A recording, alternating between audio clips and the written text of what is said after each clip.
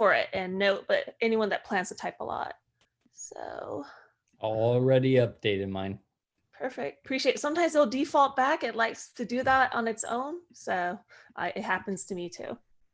I do see it on my end, Tim, the YouTube stream. I'll have a tab open just to glance at it. Kat, I'm going to send you a private message because I just want to see what it looks like if I send something a huge like copy and paste job. Okay. Oh, not terrible. Yeah, it's spaced apart, which sometimes it's helpful. Honestly, I know the chat boxes are small, but the other options, sometimes it's so squished together, it's hard to differentiate all the different. Yeah, it was kind of interesting to see that. I did like literally everything just to see what would happen. Yeah. So, okay. So we still have about under 2 minutes before we broadcast to let the Zoom attendees in. We are, yeah, like you said, we are live. We got 2 minutes. And just let me know when you want it back, Kathleen, it'll be yours. Okay. Sounds good. I can still broadcast us, Tim, on co-hosting. I'll just have you pull that down once I broadcast, and I'll mention that in like less than a minute. Copy that. Thank you. Oh, and we have, for the YouTube side, hi, this is Kathleen. Thanks for joining us. We'll be getting started in just a bit. We're just getting YouTube set up first.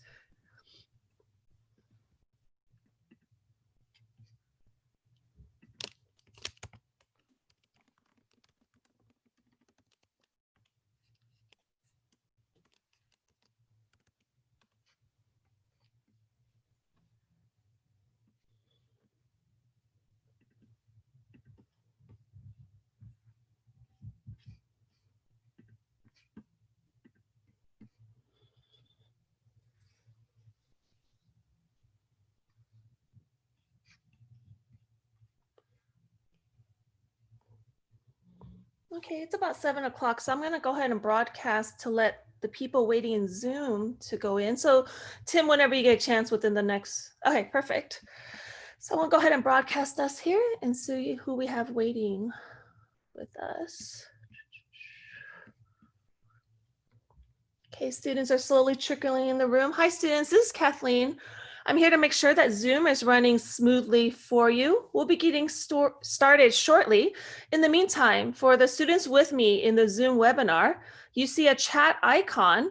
When you click on it, do me a favor, in the to field, please hit the drop down and select all panelists and attendees.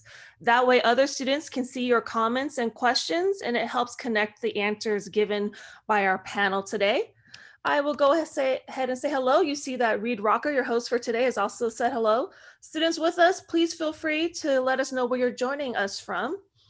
And we'll be getting started in just a bit. So Reed, I'm gonna spotlight your camera first. And I'm gonna go. So Reed, just give it a couple seconds and you're welcome to take it away.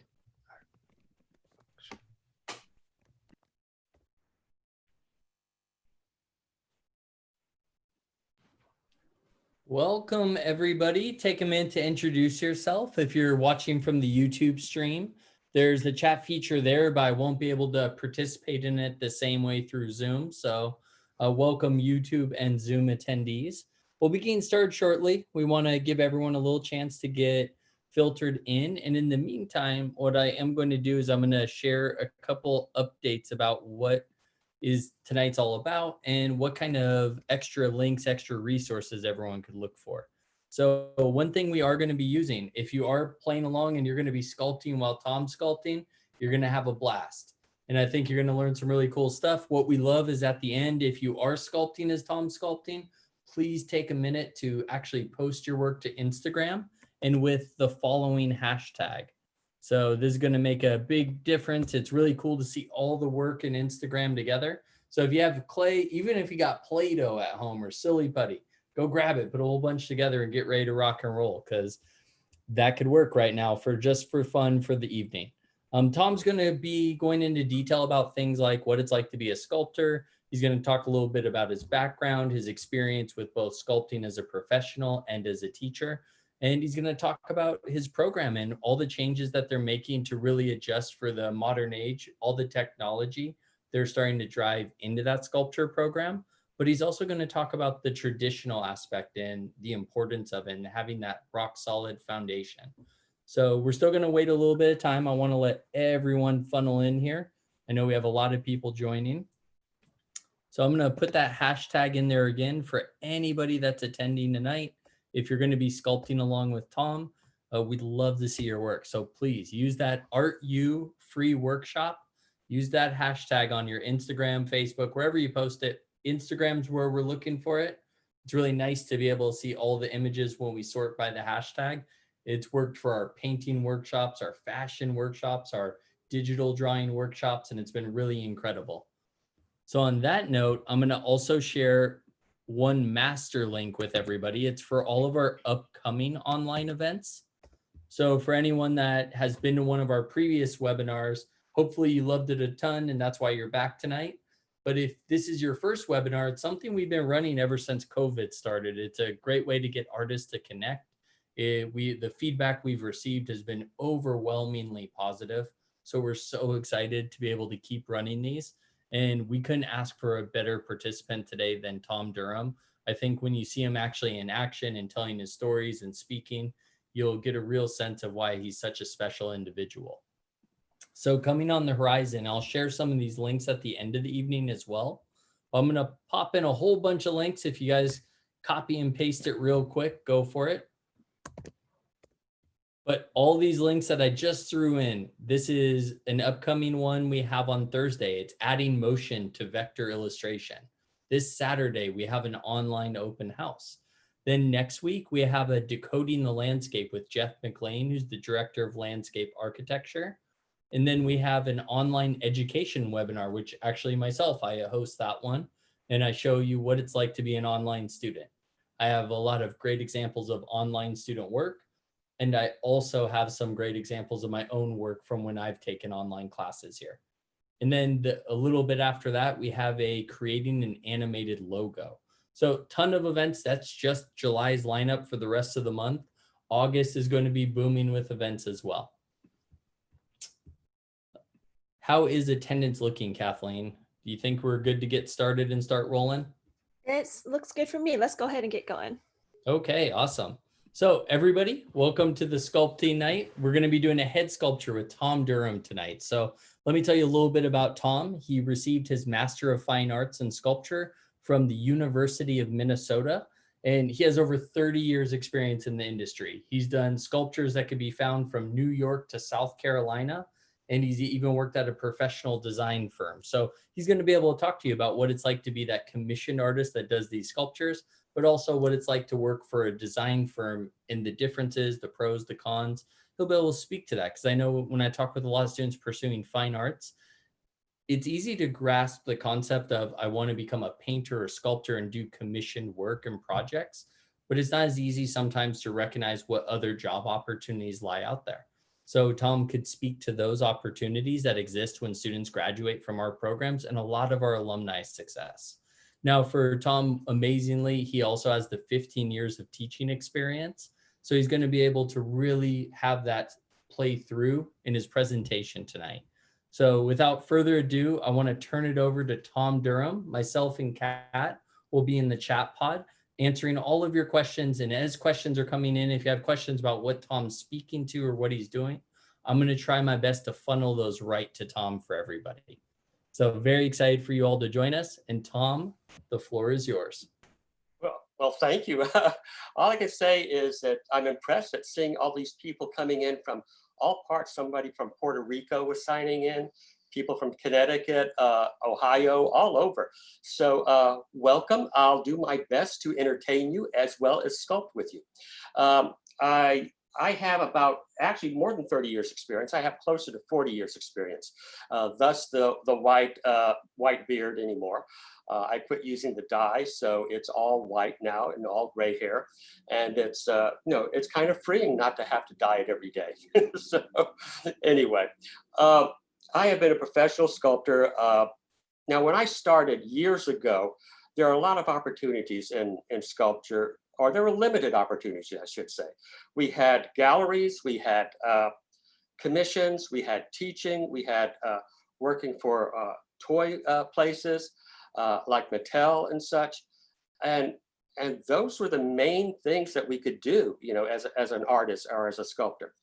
Today, you have many, many more opportunities. You still have galleries, you still have commissions, but now you have expos. Now you also have the collectible industry, which is probably the largest industry for sculpture today. You know, it's a multi-billion-dollar industry. You know, all the Spider-Mans, the Hulks that you see made today, they're all sculpted. You know, either with traditionally with clay or with ZBrush today. At the Academy, we're one of the first schools that started implementing a combination of what I would call traditional sculpture combined with the newer technology like ZBrush and 3D printing, and taking that into the casting process as well. So with that in mind, you know, I find that in talking to a lot of the people that have worked with ZBrush, they come in and they take a class that's traditional clay, and they're at a loss because they don't have that mirror brush that does everything from the right side at the same time it does the left side. So when they're starting to sculpt, they're finding they have to physically balance things out a bit more, which is quite difficult. Now, what I also find is that for traditional sculptors, when they go into ZBrush, have a much easier time because they're used to balancing it out, you know, physically. So the mirror, they don't even use half the time for ZBrush, and they find it and they adjust to it very, very quickly. We've had a couple students this last semester who took one ZBrush class, and they're just zooming along tremendously, you know, at this point with it. So at the school at AAU, we're trying to get a combination going within our sculpture department. It seems to be working pretty good. Sculpture Review magazine, which is part of the National Sculpture Society, actually did an article based on what our school is doing a couple years ago, because we started a couple years ago, and to implement it, to get it running smoothly, it's taken about that much time. Anytime anyone has questions, feel free to jump in, ask the questions, type them out, or they'll read the questions to me, and I'll be glad to answer as I'm sculpting. As we go along, I'll talk a little bit more about myself, and I'll talk about actually sculpting on the, you know, in the process. What I have here, and let me show you what I have. It's just a mock-up water-based clay. So you see a faceless head. You know, you see a little hint of a neck here, chin, top of the head, back of the head. And so what we'll do is I'll start sculpting this a little bit. And as I'm sculpting it, you can ask questions and see where we go with it. Now, sculpture takes a little bit longer than an hour and a half, so don't expect me to finish this in an hour and a half, but I'll get a good start on it. Well, one of the first things you might do for beginners, so to speak, is you usually set up your axis lines, which would be in the middle of the head, you know, vertical, and then your horizontal is also in the middle of the head. Now, the middle of the head is from the top here to the chin, you know, not from here to here, but from the top of the head to the chin. So that gives you a way to start where you're going to place the eyes. And the eyes are in the middle of the head. A lot of people just like pushing in a little bit right there. And as you can see, you're just kind of forming almost like a skull-like shape at that point. You can push in a little bit more right here, so you can create sort of a bridge of the nose. But let's get some clay. Let's start a little bit. You'll notice there are a number of different ways to start sculpture. Some people like starting it like this, pressing into the eyes, building up the nose, and I'll show you a couple of different ways. Some people like starting from a skull shape, which and then building over that. I don't necessarily think you have to do that. Now, you'll notice as I start adding clay to this, I'm going to lose all those lines I just pressed in there. So if you get lost, recreate those lines throughout. So what I'm doing now is adding a little bit of a bridge, okay? Some people like starting with like a bald head. I have a tendency to want to put a little bit of clay or something to get a hint of where the hairline is going to start. The reason is we also have a way of going from, half and half to from the eyebrow right here to where the hairline is start is 1/3. From here to the tip of the nose is 1/3. And then from the nose to the bottom of the chin is 1/3. So as you can see, very quickly, we're starting to get a general concept of a head going on. So this would be like the cartilage of the nose, or the bone of the nose right here from the skull. The rest of the nose would go from the cartilage. And if I might be going a bit fast for this time, but that's just so you can get more ideas of what I do when I'm sculpting, okay? And Hey, Tom, somebody asked how much clay that is that you're starting with roughly. This is probably about, if it's 5 pounds of clay, that would be all this is right now, okay? It's a fairly small piece. And the reason I'm working small is, like so many of you, I am shut down with the COVID virus. So I don't really have the studio I can go to, which is normally over at the school, at the cannery building. So since that was locked down, I've been working from home for the last few months. And so I've been doing small, sculptures because one, this is what I do for a living. Two, I love doing this stuff. This is my life, not just my livelihood. It is what I have done since as long as I can remember. And I can remember over 40 years. But the idea is that, it's my first love. It is now, it always will be. I can't imagine doing anything else. Well, partly because I'm not qualified to do anything else but sculpture. So as we're going around, you can start seeing that you're going to work from the general forms first, without any detail. The mistake that some people make when they start out is they want to start with one part like the eyes and do a complete eye, and then try to match everything to that. And it's the same process in drawing and painting. Is you always work from general forms and shapes to more specific forms and shapes. So right now we have that. We have no cheekbones, if you notice. So let's build a little bit more with the cheekbone, okay? And you'll notice that the cheekbones are usually the widest part of the head. And you'll also notice that as I'm building, I'll keep turning the piece around so I can see different viewpoints of it, okay? You'll also notice that I'm not going to try to smooth the piece off as I go along.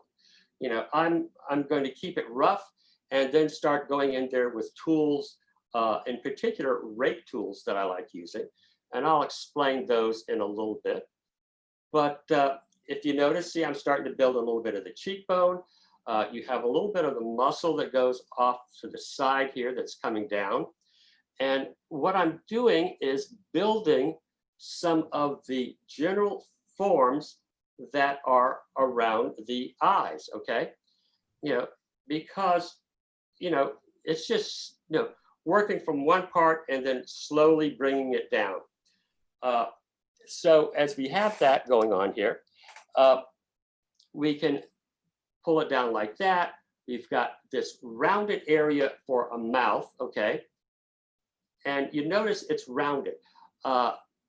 Because if you've ever looked at a skull, you'll notice that the teeth are round. So to prevent the mouth from being very flat and coming up to the front, you want to make sure that you have a rounded mound, so to speak, to work from. And then you can work the lips and the mouth over that. Because if you don't, what's going to happen is you're going to have what I call the kissing glass syndrome, which means it's going to be a very flat mouth and it's looked like it's pressed up to a plate of glass at that point. So I'm slowly building it a little bit, And I'm not worried about, making it perfectly balanced to start with, okay? I just want to make it, start it so that I can actually, see the general forms and then build on them. Some people like rolling up little pellets of clay and having them perfectly even as you go along. And I've certainly built sculptures like that, but I don't think it's necessary. Now, if you notice now, I'm building a little bit of what you would call the chin as we go along here. Now, don't confuse the chin right here, okay?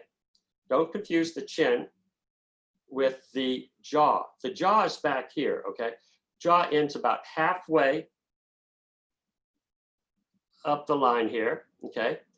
So the jaw's coming down here, chin, jaw. When a lot of people focus on just working the sculpture from the front, they miss that aspect and they start wanting everything from back here to look like it is right up in front. And that's not going to work very well in the long run. So if you notice, I'm starting to build a little bit of the muscles around the mouth, okay? Hey, Tom. Yeah. A couple of the people following along mentioned that it's going pretty fast. They said it's really cool, but they're having a little trouble following along. I think some of them too are just maybe exploring, but it's okay. We're going to get them the recording as well afterwards. But one of the questions that's come up has been, are you doing this from a picture? Is there a reference photo that you have? Actually, I am just kind of making this one up as I go along, okay? I will show you how I would do something from a photograph, okay? And in that regard, I'll explain, what I'm doing. So if you'd like, I can slow this down a little bit, okay? And that way you can have a little bit more, more time. You have to realize I forget how fast this is for me because I have been doing this for so many years. So I'll slow it down a little bit. I'll add a little bit more clay up to the top for the hair. Some people like going from a bald-headed sculpture and then later on working from the adding the hair on, as a secondary aspect. I don't like doing that because what happens when you start like that is the face has a tendency to grow larger because you think you have more room up here because of all this flat plane coming up around here on the forehead, and you start building more and more up higher and higher, and the next thing you know, your face is larger than the head, and then you add more clay to the head and you keep adding more to it, and it keeps and you don't quite know where to stop at that point. So as we're building this up a little bit, okay, and like I said, I'm trying to slow it down a little bit. The first part I like doing pretty quickly in a demo, only because that way I can spend more time in showing you how to put in eyes, a mouth, a nose, and for me, that's a little bit more interesting to see how that's accomplished. But anyway, getting back to the hair and putting that on at the beginning when you start, what it does is it locks the face in. So you can't go past this point where the hair is starting. So when you're working from this, you can't go past here, okay? From here to here, that's your face. But without the hair, next thing you know, your face could be this long, from here to here. And also, when you add the hair at the very end, it has a tendency to look like a helmet or a helmet hair. I grew up a time where most parents, or my mother, let's put it that way, she used this hairspray that must have been so toxic, I would have to leave the room. But it made the hair almost like a helmet. It was stiff. A hurricane could hit and that hair would not move. And a lot of women from that time period would, just grew up using hairspray. Well, that's, today, fortunately, it's a little bit looser than that. And we don't use the hairspray quite to that degree. But that's kind of what the hair looks like when we start, when we add it on as a secondary element. Now, if you notice, I'm still turning it around so you can see it, okay? Every once in a while, I'll move the camera so that it captures everything in focus, or maybe I can move it back a little bit. Okay, there we go. Yeah. So as we're moving along with it, and I'm just kind of stalling so you can, try to catch up a little bit. Notice I haven't done anything in putting the eyes in. I'm sort of building it almost like a skull shape around those eyes. And because there's so much around that, that's going to be interesting to see when we start sculpting. This is what I refer to as roughing it out or blocking it in, okay? Not what I would call getting into the the crux of the sculpting and such. Now, sometimes at this point, I have a variety of tools, and I'll show them to you. This is a rake tool, and if you can look very closely, you see those little ridges on there? Yeah, that is considered a rake, and it gives you a nice surface, a tooth-like surface, as if it's a garden rake outside, and it cleans the surface up quite a bit. So instead of trying to smooth it with your hands, because when you just push clay, clay has a tendency to, it has to go somewhere. With the rake tool, you're pulling clay away. You're carving so that the excess clay, comes out between the rake, and then you can, you're not just pushing clay from one area to another. You're actually carving it to get the surface that you want. Now, a rake tool is nice. These wood box tools are also very good. They're very, very cheap. And I like the one with the rake tool. I have a tendency to use this to start with, okay? Because it basically pushes all the bits of clay together, so that when I use the other rake tool, I'm not worried about it, pulling the clay off of the piece.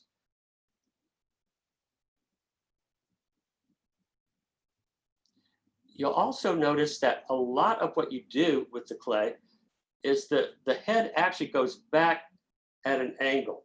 In other words, the cheekbones aren't always up to the front like this. They go back at an angle like this. So I would often tell students that it's like a wedge shape, and that wedge shape, is what you're, is what gives it that transitional three-dimensionality.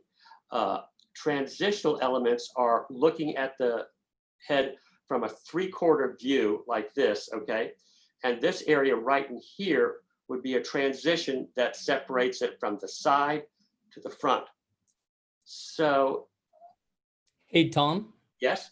One thing, we've had a couple of questions about the type of clay you're using. Is that clay going to air dry, or can it be fired in a kiln?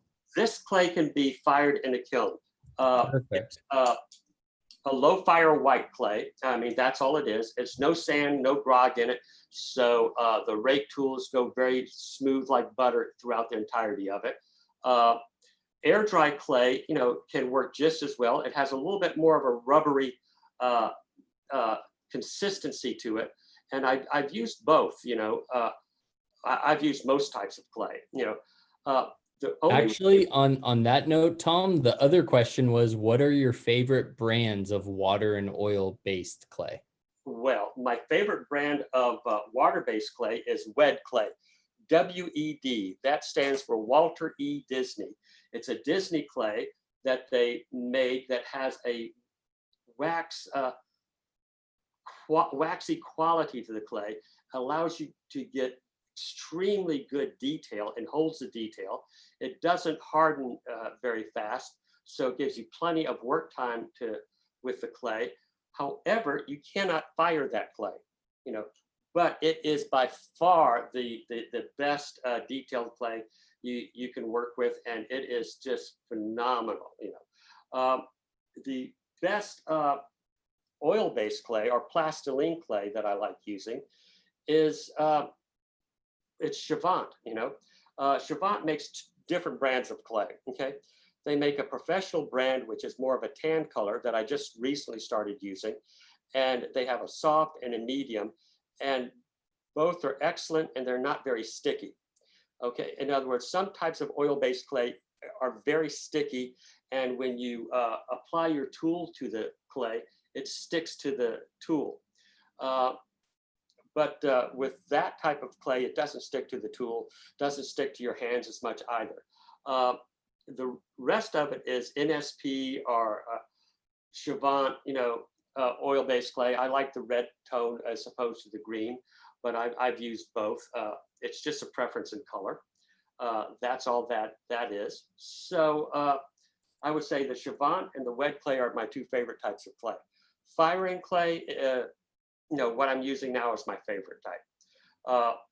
But you name it, I have tried it. I've tried porcelain clay. I've tried Soldate 60. A lot of people like that for firing because it sets up very fast and quickly, and it's not going to slump on you. Water-based clay has a tendency to want to slump without an armature. For this, all I have is a pipe, a 6-inch pipe on the, you know, attached to the board to hold the clay steady so it doesn't slump. If I wanted to just take a big brick of clay and carve into it, I could do that. In fact, Bernini used to do that with a lot of his clay. He used to take a big brick and he would just carve the clay backwards, and you'd see a lot of the back parts unfinished, or almost like a brick or a wedge of clay that he would start with.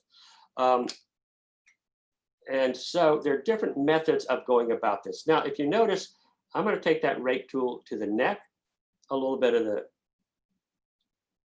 you know, body there.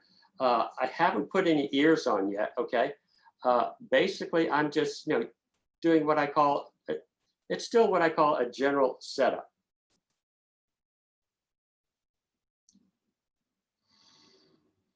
It's almost skull-like in some ways. Now, if you notice, I'm starting to create more of the mouth form right in here with the tool, you know, giving it a hint of a chin, okay? Now, some people will ask, is it important to know anatomy first before you're doing this? Actually, no. What I think is the most important is observational skills, you know, and observational anatomy can be applied that works pretty good. In other words, you're sculpting the anatomy that you can see on the surface, as opposed to trying to build, you know, the muscle structure up and then add flesh and bone and everything around that. The observational quality, you know, is, you know, gives you plenty of time to work the surface of what you want. Now, a lot of the collectible industry sculptors, they want to put every muscle, every, you know, sinuous vein that they can think of in the sculpture. And it looks great for that type of work. However, if you want to have something that has a little bit more subtlety to it and fine art quality, then I would suggest, you know, just sticking with more of the observational aspects. You know, if you learn how to sculpt the clay and move it around first, and then learn the anatomy, it has a tendency to stay with you a little bit longer because you know what you're looking for at that point in time. But as you can see, I'm slowly, you know, giving it a little bit more form coming in here, okay? And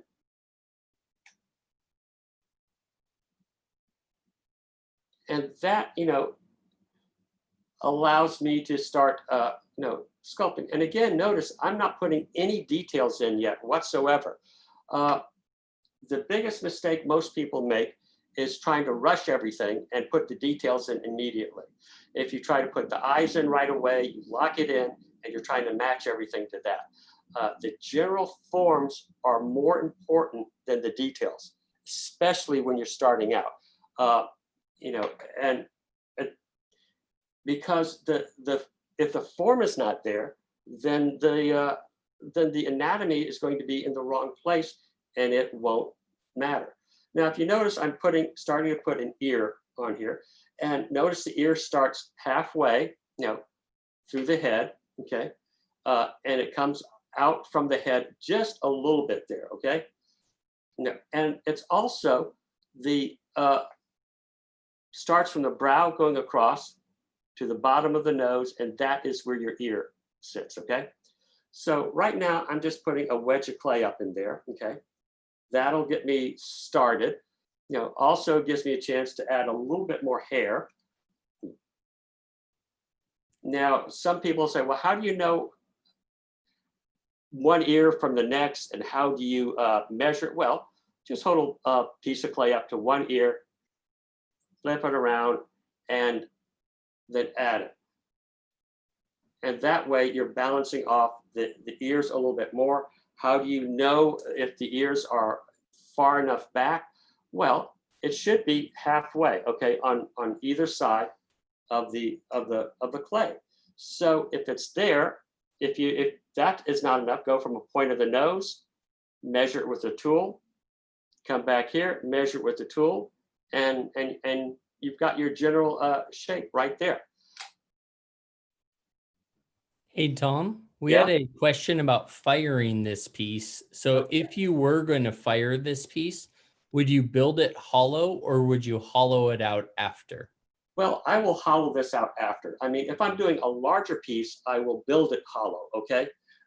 Because it's you know, otherwise you end up using like 200, 300 pounds of clay, you know, and you don't need to add quite that much clay to the piece to just for a head. With this, it's going to be easy to hollow it out. It's small. What I would do to hollow it out is cut it right here just before I finish. Okay, I would cut it with a wire tool, lift it up, hollow out the top, you know, wiggle the bottom up, pull it off, and then hollow it out to the very bottom, and then with slip, attach the top half to the bottom half. And slip is basically dried clay that's been reprocessed, so it's very much like mud at that point. And then with the mud, you can you know, score both sides, which means you put marks on both sides where you parted your clay, put the slip on it, put it back together again, and then touch it up. I like doing that before I'm finished, or just before I'm finished, because that way I don't have to redo all the details again.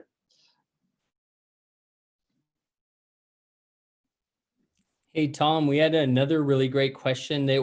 A couple people have asked what you think the total size of the sculpture will be. Do you think this is going to finish around 7, 8 inches tall? This is about 8 to 9 inches high. Okay. Perfect. And then someone asked, you know, they said, when it comes to sculpting, for you personally, what's the most difficult part for you?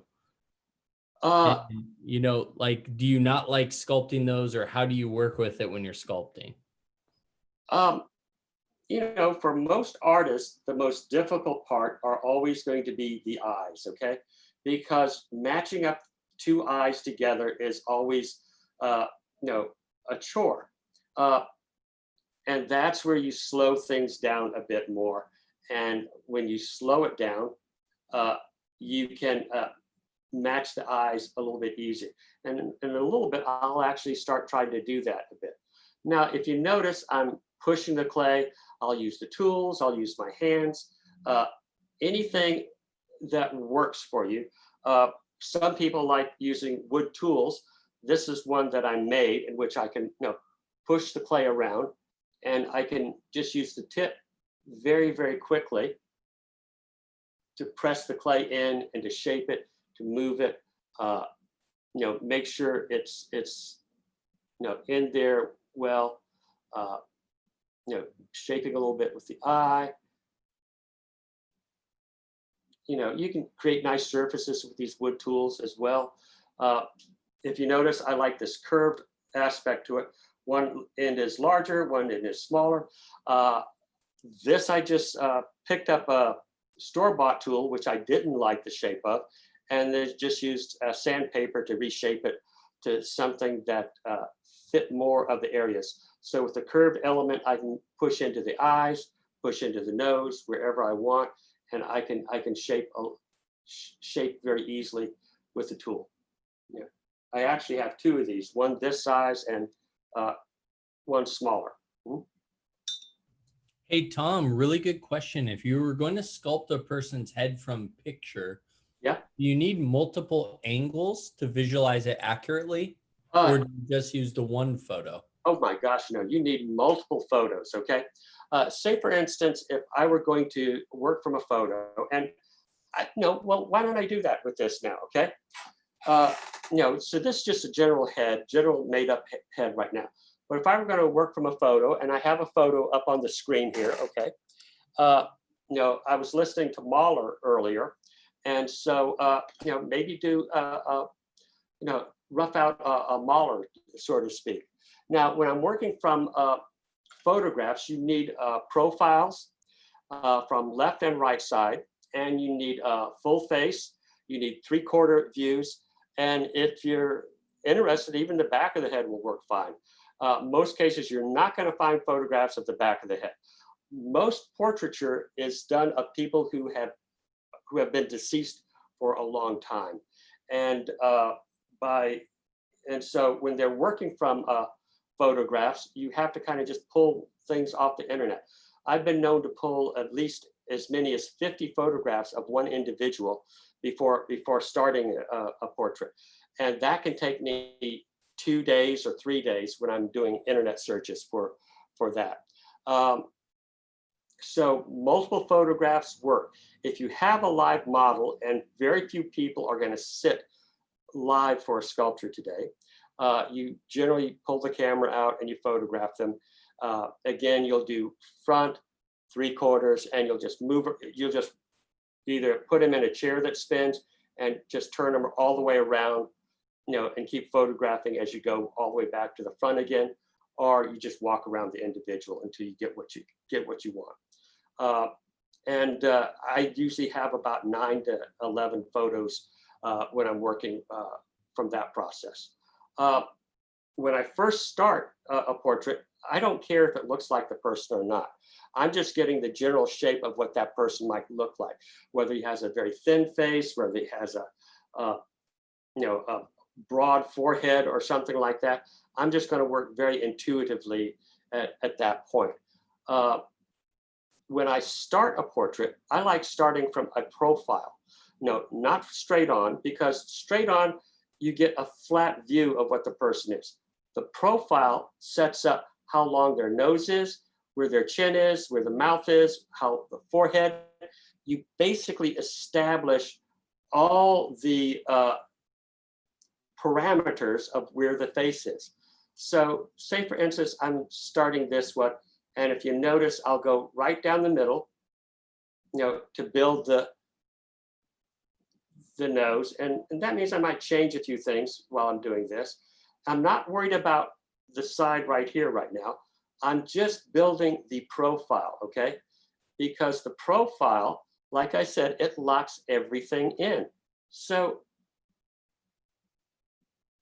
Mahler has sort of a large head, forehead that comes back. And, and again, it's this part right here that I'm looking for, okay? Right here. Just the contour, the outside line to build it up.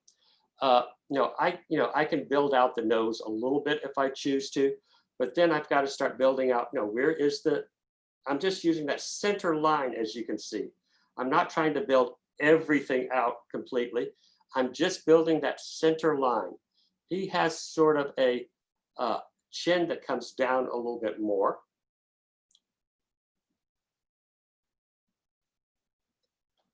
Hey, Tom, if you were doing a life-size sculpture, a life-size bust from head to shoulder, how long would a project like that take you?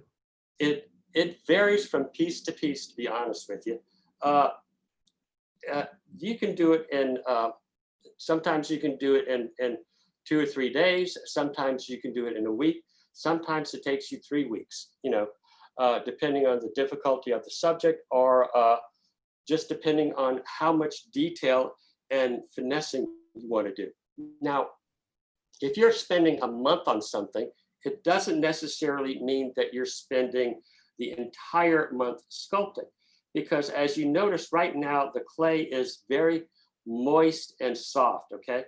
So since it's moist and soft, I can't get a lot of detail in there because it's just not going to allow me to put that detail in. I can put some detail, but not the really crisp edges of different things. Mostly because I can't, the clay is going to give when I try to create that edge. So as I'm putting clay on here, I'll set the piece aside for maybe 2, 3, 4 days, cover it in plastic if it's in water-based clay, and then come back to it when the clay is stiffened a little bit. It's what we call leather hardness. And with that leather hardness, then I'll come back in and I can get a nice crisp line. I can get all the detail in an eye, especially if you're working the iris and the pupil. That part really, makes a huge difference.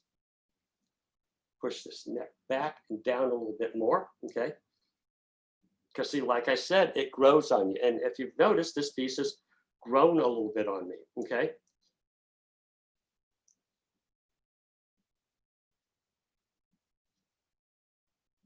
And I'm looking at a couple photographs right now. Right now, all I have up are a couple profiles just to show you how I would start a piece.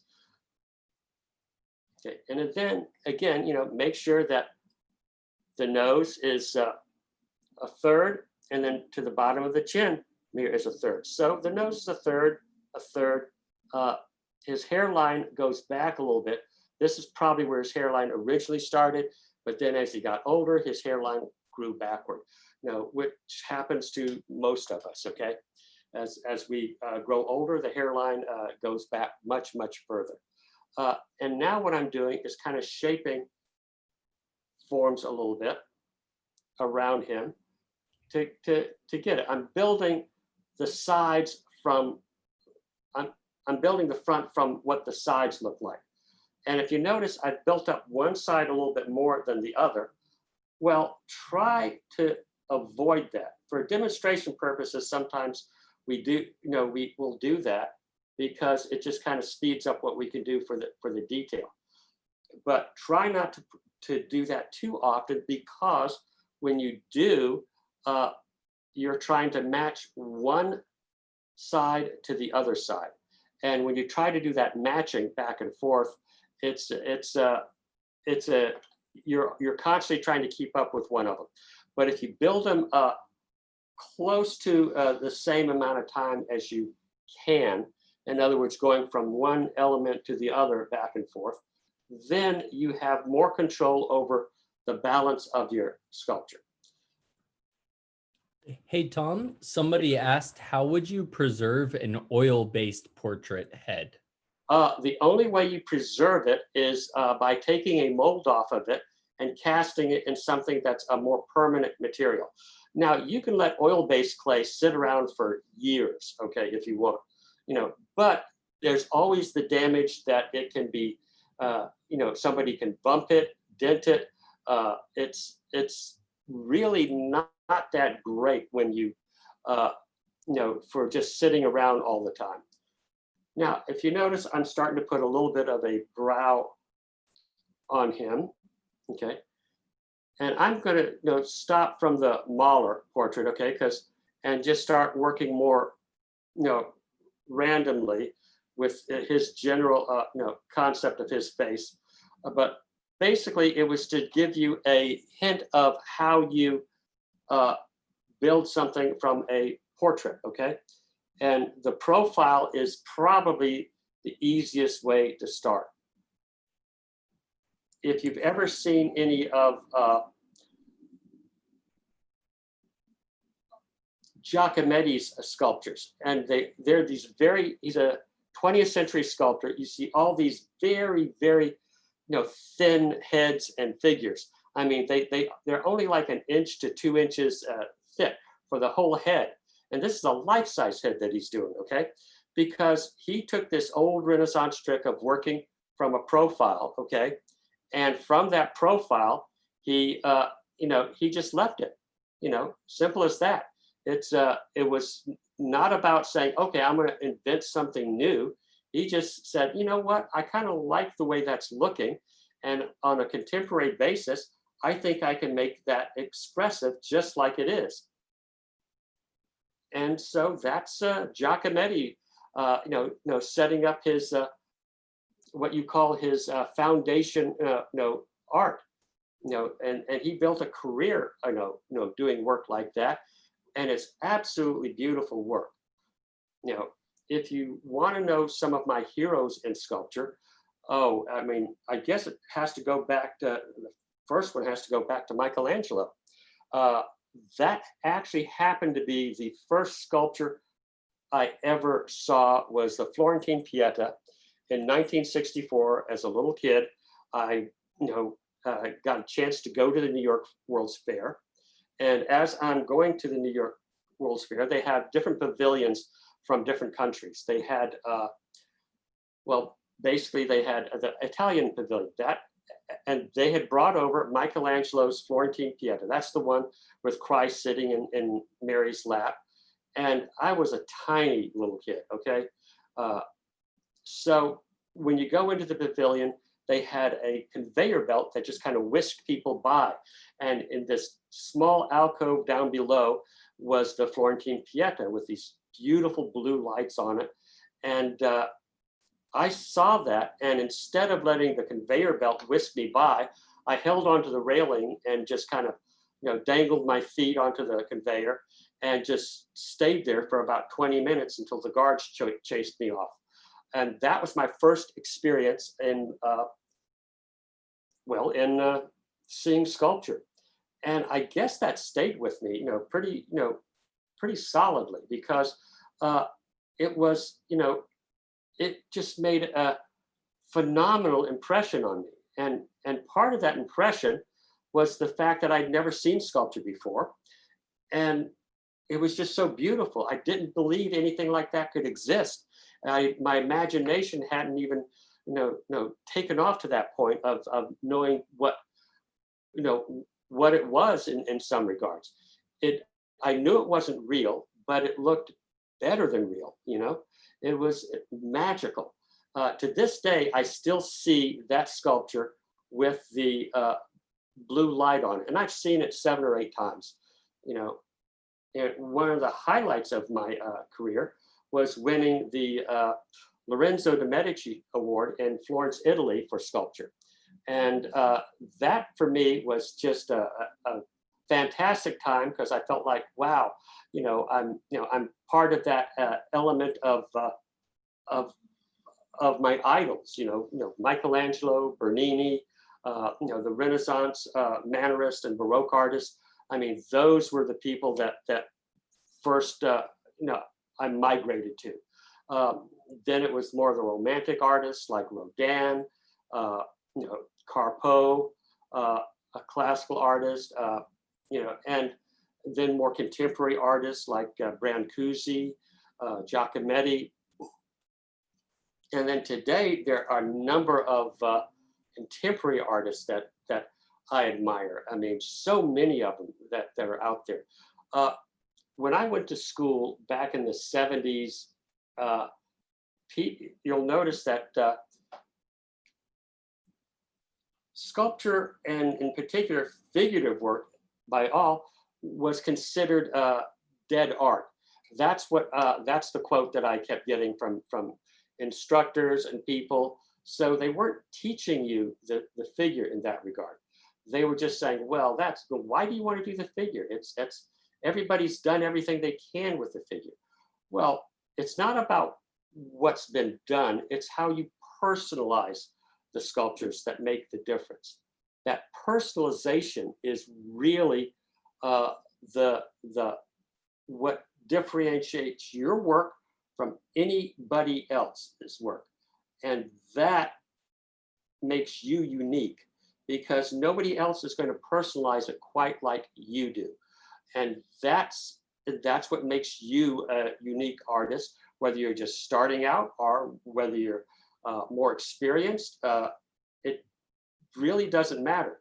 But your uniqueness is how it's similar to your signature. You know, how you sign your signature is how you end up sculpting eventually. Now, and a lot of people say, well, that's what you call style, isn't it? Well, yeah, in a way it is your style. You know, style is not something that's a technical process. Style is something that develops like your signature. You know, you don't think about how you're going to write your signature. You just start signing it. And at first you might have had some penmanship that says, okay, here's how you correctly form all the letters. And then as you get in a hurry, you start, it starts taking on a different context altogether. And in that regard, you start developing your signature, which is how you start developing your personalized style. So we're coming along. We're getting different features. It's almost looking like Abraham Lincoln at this point, but it is not. Okay. Right now, I still have what I would call a very skeletal look for the mouth, and you'll see still no eyes, no mouth. I don't know how are we doing for time here, folks? Oh, we're doing fine. Okay. We're doing great. Maybe, hey, Tom, maybe we could take a small minute. I did have a really good question. Someone said, Okay. I know there are clay shaping tool sets I can buy.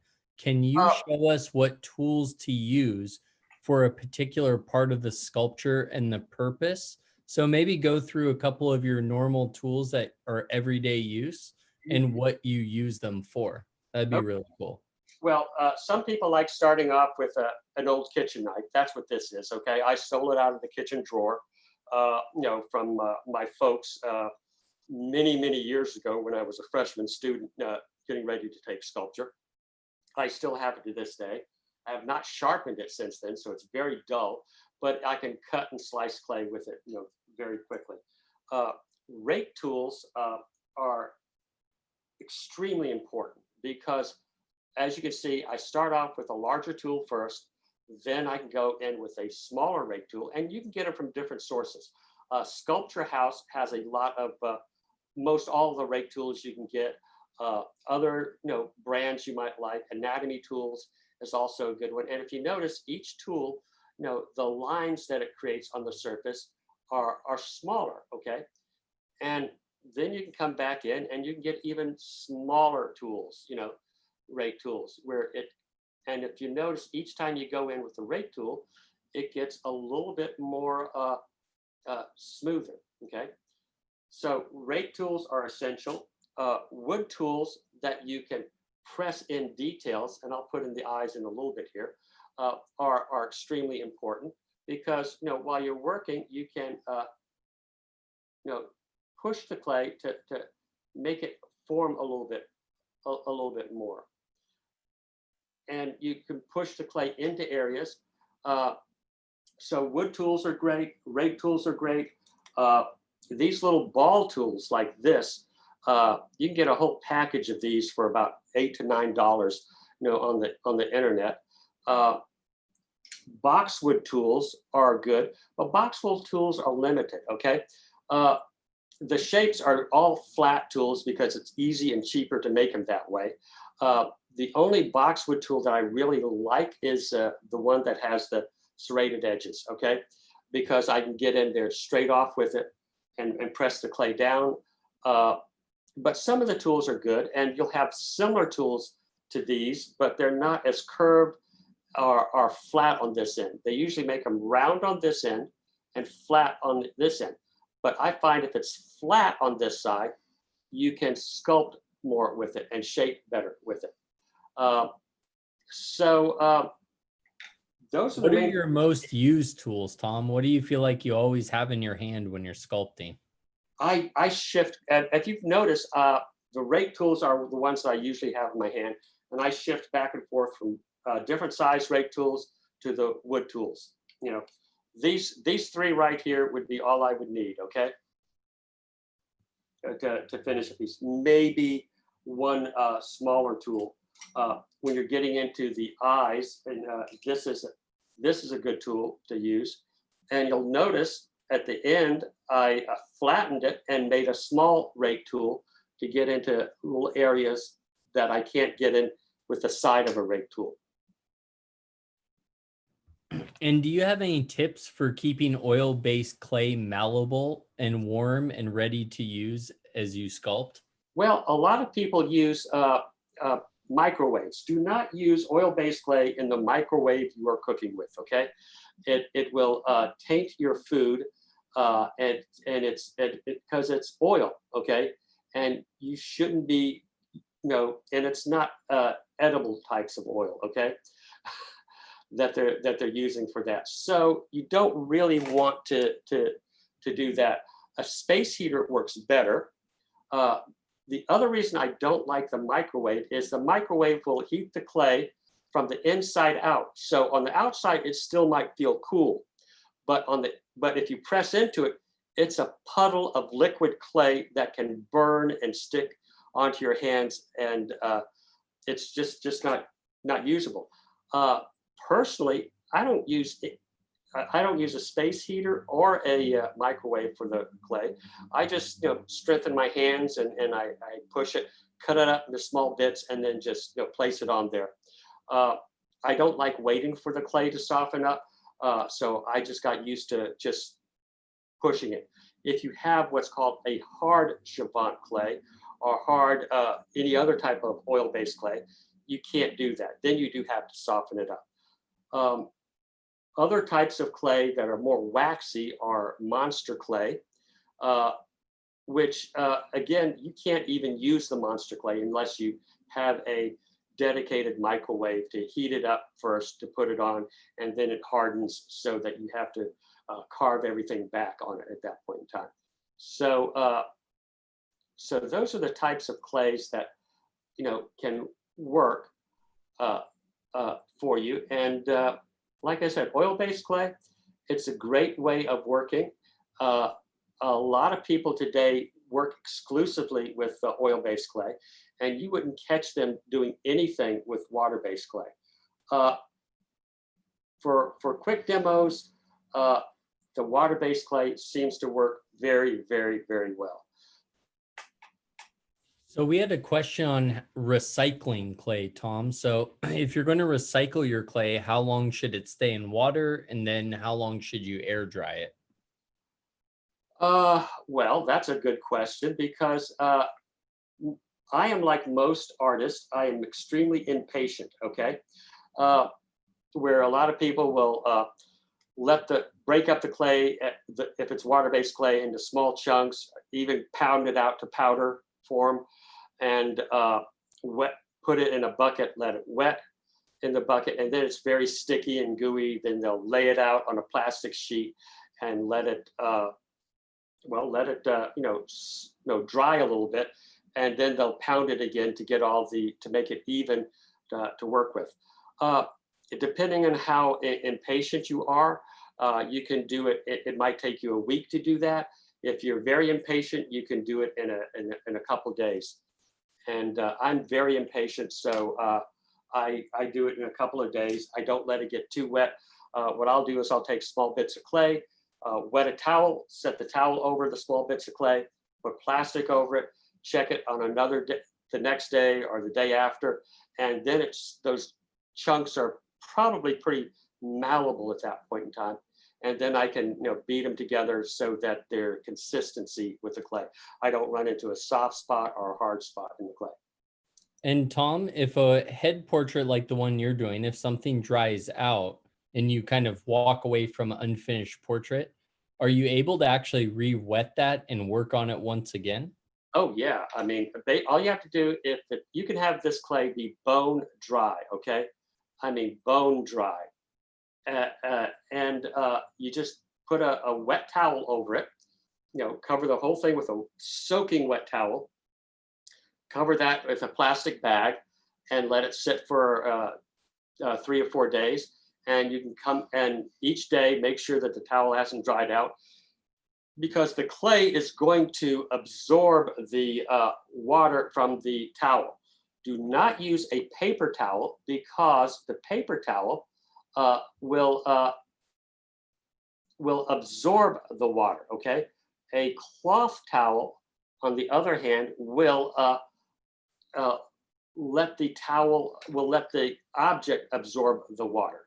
So paper towels do the exact opposite of what you want. If you notice, I'm starting to build a little bit of a mouth here, okay? And notice I'm not drawing a line in there to create the mouth. You see a lot of people, they draw a straight line. Notice I'm shaping forms first, okay? And I'll start with the upper lip, and then add a little bit more of the bottom lip, and then shape the under part of the lip. And again, I'm just getting generalities set up. And notice I still haven't touched the eyes, have I? But I've got a little bit of the brow here. Let's start a little bit around here. There's a fleshy part underneath the brow, okay? That's part of the shape of the eye, okay? Because what a lot of people consider to be the eye is not so much the round ball and the pupil.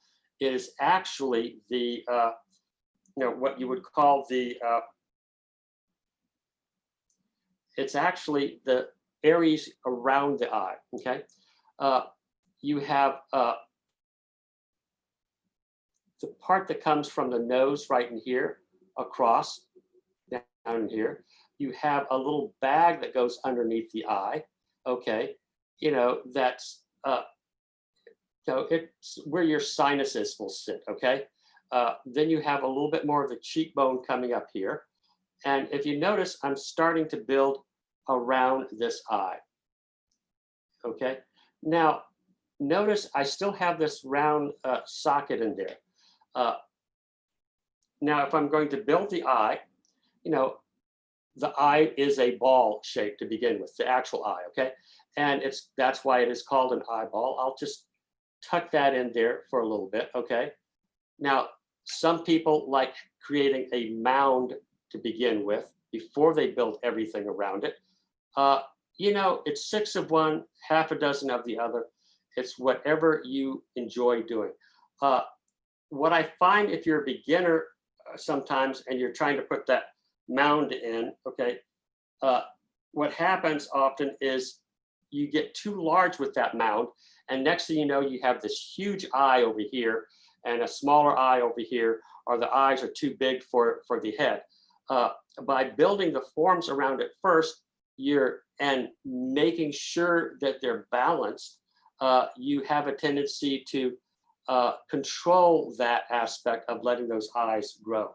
Because so much of what we do, and notice no eyelids yet, okay, it's still a ball shape, and at this point, this is where you start balancing and making sure that the eyes are, even. And obviously they're not at this point, so that means I got to push this up a little bit more.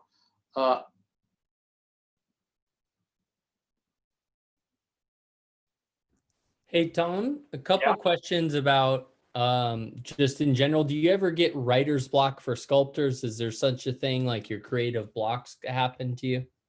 For me, never. So, all right, here's an example. Since we've been locked down in the for the coronavirus, I've done 7 heads, 4 full figures, and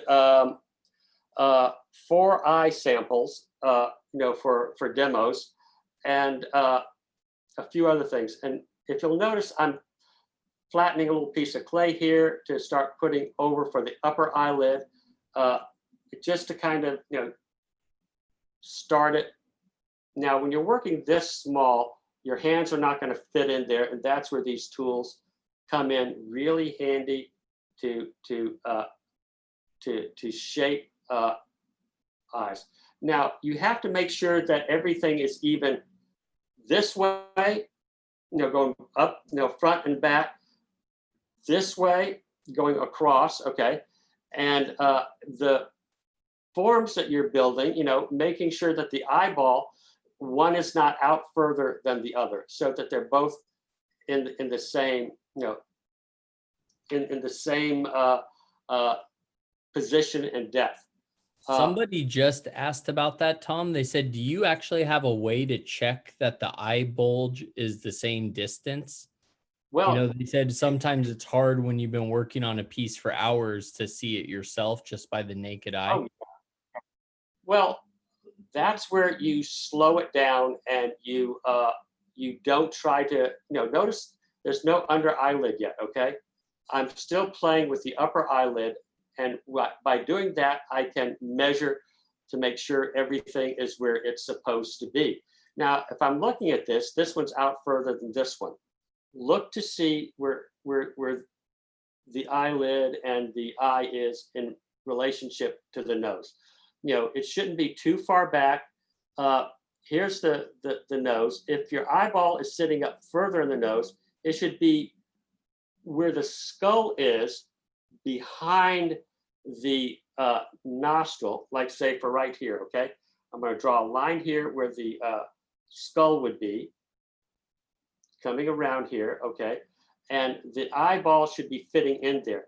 One of the tricks that I like doing, rather than putting a mound there and then building around it, is to create the forms around it first, okay?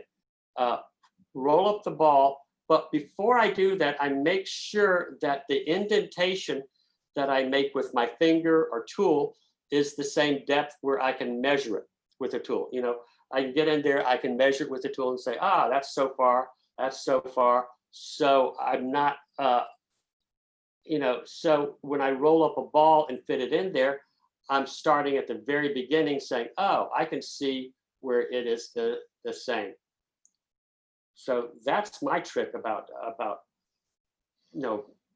not making that mistake. But guess what? You go along, you start building and you build and you build, and it doesn't work. Well, there are other tricks you can do. Say if one eye is out more forward than the other, okay, or one needs to come out a little bit more.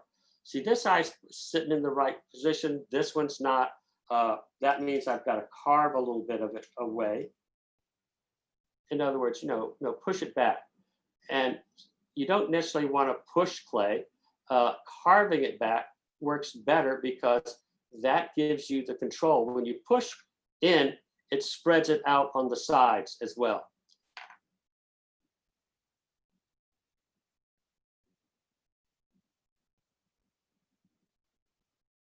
And since I started both of these in two different methods, it's, I'm going to have to go back in there and reposition where things are going to be.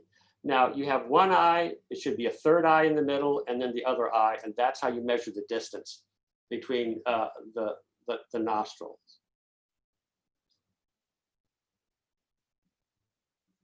And you can go back in and, say, all right, I'm going to take out eyelids, everything else. I'm just going to create the mound so that both of them are similar. And notice how sometimes you can't get a rake tool. So what you do is you carve in with a tip of a tool, and that will give you the same. We're a little blocked on your angle here, Tom. Oh, there we go. Your hand was like right in front of you showing the rake technique. Okay, there we go. Perfect. Better? Much better, yes.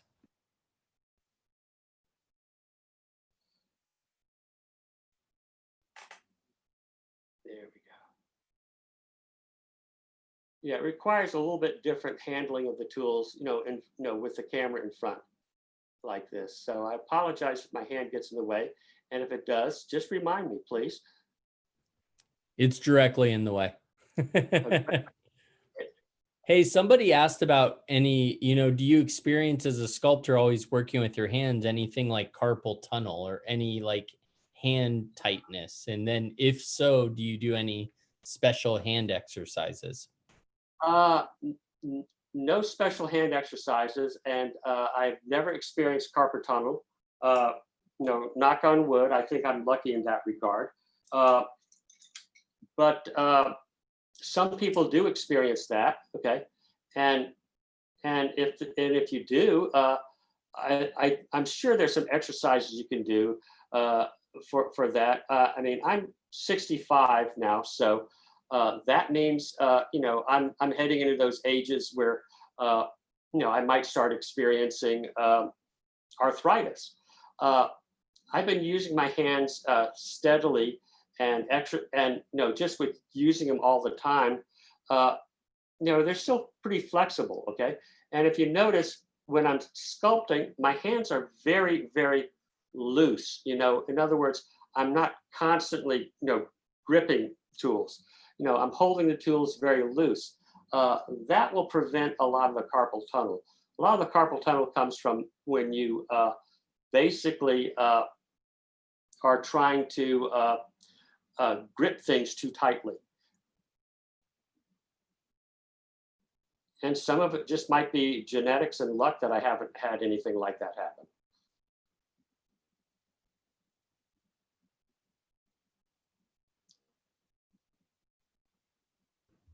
Hey, Tom, you were talking about some of your influences, and someone actually asked if, given you were in Minnesota, around that time period, they mentioned that about 30, 40 years ago, there was a big Japanese sculpture influence in that region. Did you have any influence from any of the Japanese sculpting artists? No, I didn't. Basically, I was in graduate school in the 80s, okay? And so that probably would have been close to around that time, but I was sort of a throwback where I was the only sculpture student working the figure, okay? The Japanese influence, was more for ceramics than anything else. Also at the time, an instructor for ceramics with a lot of dinnerware was Warren McKenzie, and he was known for throwing pots and such. Curtis Hord, I think, was teaching the more sculptural aspects of some of the sculpture for ceramics, and then sculpture was completely different than ceramics. Okay, and that was in the 80s where people were thinking more about conceptual art, less about actually anything figurative.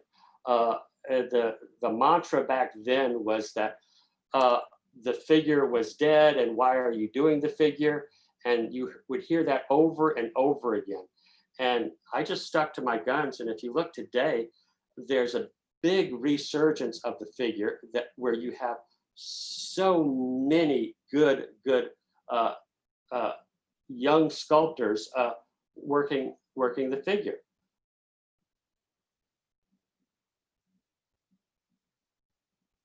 And so I didn't experience anybody with that at that point.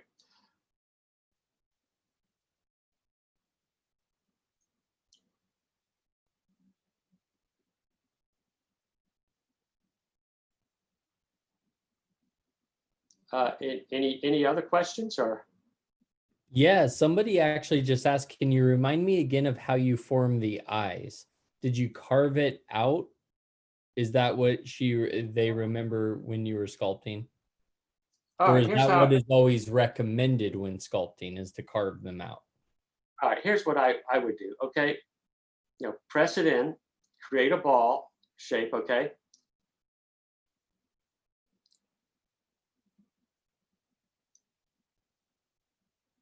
Make sure that shape, okay, in there, that ball shape, it's going in about the same depth, and it's the same size. You know? So your hand was blocking that little. Were you actually using a ball tool there? You're using a tool that's literally just a ball, yeah? Press in and create that socket again, okay?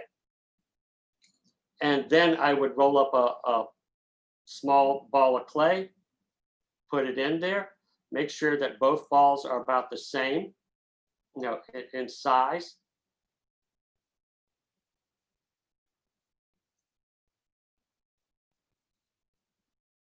And notice how at this point, I can adjust these balls easily to make sure they're the same size, they're in the same depth, and then I can create everything around that ball shape. Does that help in showing more of how to work the eyes? Yeah, it's incredible that you just that quickly jam the tool in there and undo it to redo it all. It's awesome.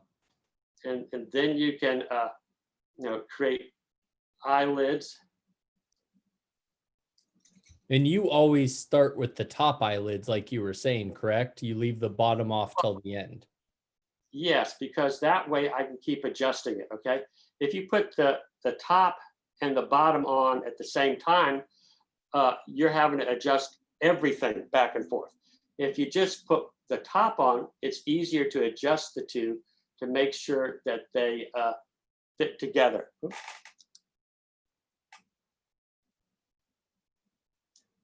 Because, you know, like I said, if you're just, you know, moving one area, you can adjust it, okay?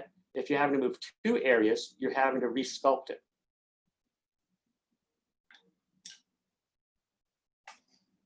And I have a little bit of water here because whenever you're working, you want to make sure you can keep your clay a little bit moist so it doesn't dry out in your hand. And where you're doing small pieces like this, and you're adding things on, you need to make sure that it's wet clay on wet clay, not wet clay on dry clay.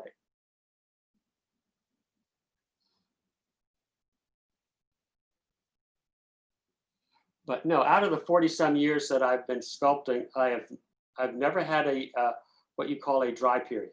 It's never so much I don't know what to do. It's about which one do I want to do, because there's so many, you know, things that you can visualize just, you know, on a daily level that you're going, wow, I want to do that. I want to do this.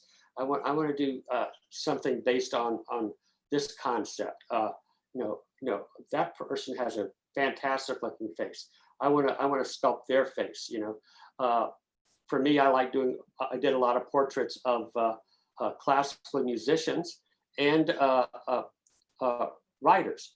You know, my favorite writers like George Orwell or William Faulkner. And by you know, doing those, you know, you get better. You know, and the William Faulkner sculpture that I was doing, I was just doing it for myself. And then I had a show that was up in the upper part of New York State, where I, you know, because I was living in New York City at the time. And Faulkner's family, his grandkids, you know, came in and saw different pieces, and they bought something. And then they asked, and then they went to my website and they saw that I had sculpted their grandfather, and they came back and said, "Can we buy that as well?" So his family actually has a portrait I did of William Faulkner. And since he was one of my literary heroes, I felt very, very privileged to work with that. And if you can see right now, what I'm doing is shaping a little bit more of the, you know, different, you know, the cheekbone, the muscles coming around here, the muscles on the side of the mouth coming in. You know, I'm just doing a little shaping here and there, a little bit of the jowl coming down on this side. Hey, Tom, somebody asked, what was your first job in sculpting and how did you originally get started in the field? well, let's see. First job in sculpting, the teacher hired me to help him with some mold making. So I did some mold making for him. And in that regard, he, that was my first paying job. When I was a senior as an undergraduate, we had a big senior show. A gallery saw some of my work and asked me to display some of the work in there. And so I started selling work through a gallery, a local gallery at the time. That's harder to do these days than it was back then, because galleries were much more relaxed. You could walk in, show them your work, and if they liked your work, they would handle it. Today, everything's much more formal, as it is with everything, and so it's not as easy to do that. First commission, let's see. First commission was I actually was rejected. Kiowa Island wanted me to do a Kiowa Indian, okay, and I was young and new at the time. Didn't know anything about contracts, and so I went in, did the piece on spec.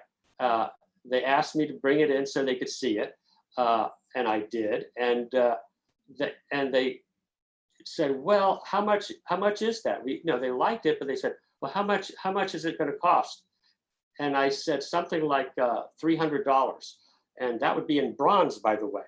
So if they'd taken the piece, I would have lost money, okay, because I had no clue how much it would cost to make that piece in bronze. Back then, probably not that much, but they said, "Oh, that's too much," and they laughed at me. So I took the piece home, tore it up, and threw it away. And 6 months later, they called me and said, "Do you still have that piece? We've changed our mind. We'd like to buy it."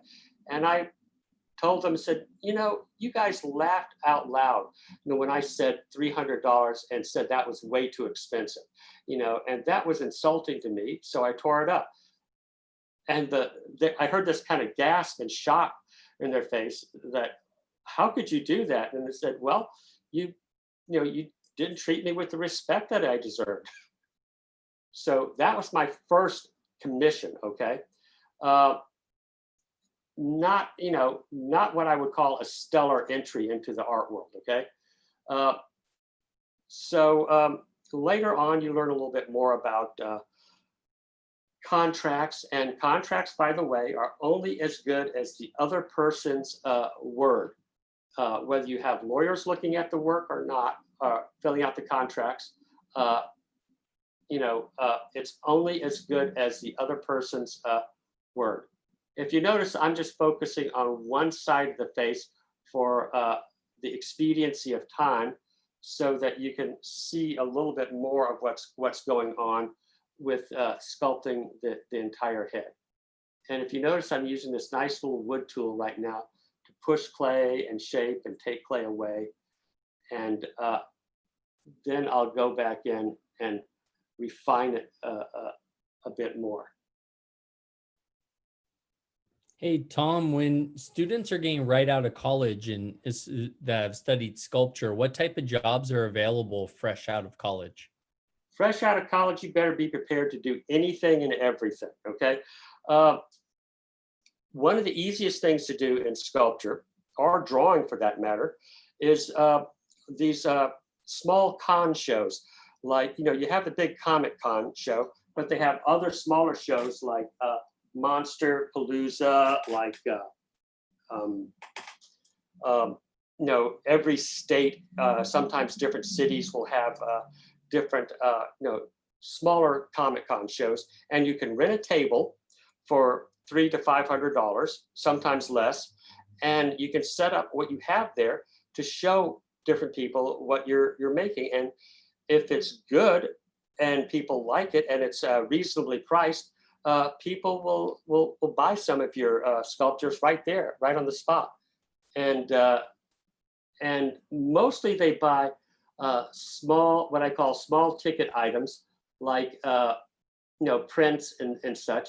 So since I started out drawing as much as sculpting, I would have prints of my drawings, and I would sell those at some of those fairs. And I was pretty lucky, and I would come out sometimes with about, when I first started, maybe $2,000 or $3,000 in 4 days. Later on, when I did a few, I'd come out with about $8,000 to $10,000 in that time frame, which was pretty good, because it's basically a weekend where you're showing things, and it's just nice extra money that you're dealing with at that time. And then commission work is harder to get when you're starting out. So the con shows are a good way to start. Sometimes smaller galleries in which, but don't start off trying to say, I want to have the most expensive price. This person who's well established and has been doing this for 30 years, this is what they charge, so I'm going to charge the same. Be prepared to start off with less. In other words, you don't want to do it for free, but at the same time, you want to be able to make just a little bit of money. You're not going to make the money for your time, okay, that you put into the piece when you're starting out. You're just going to be getting enough so that you make enough for the materials for your next piece. And that's what you want to be able to do. Sell one piece so you can make the next one. Those are some of the things you can do. You can work for other artists, and sometimes other artists will pay you. Movie companies are a way to get in.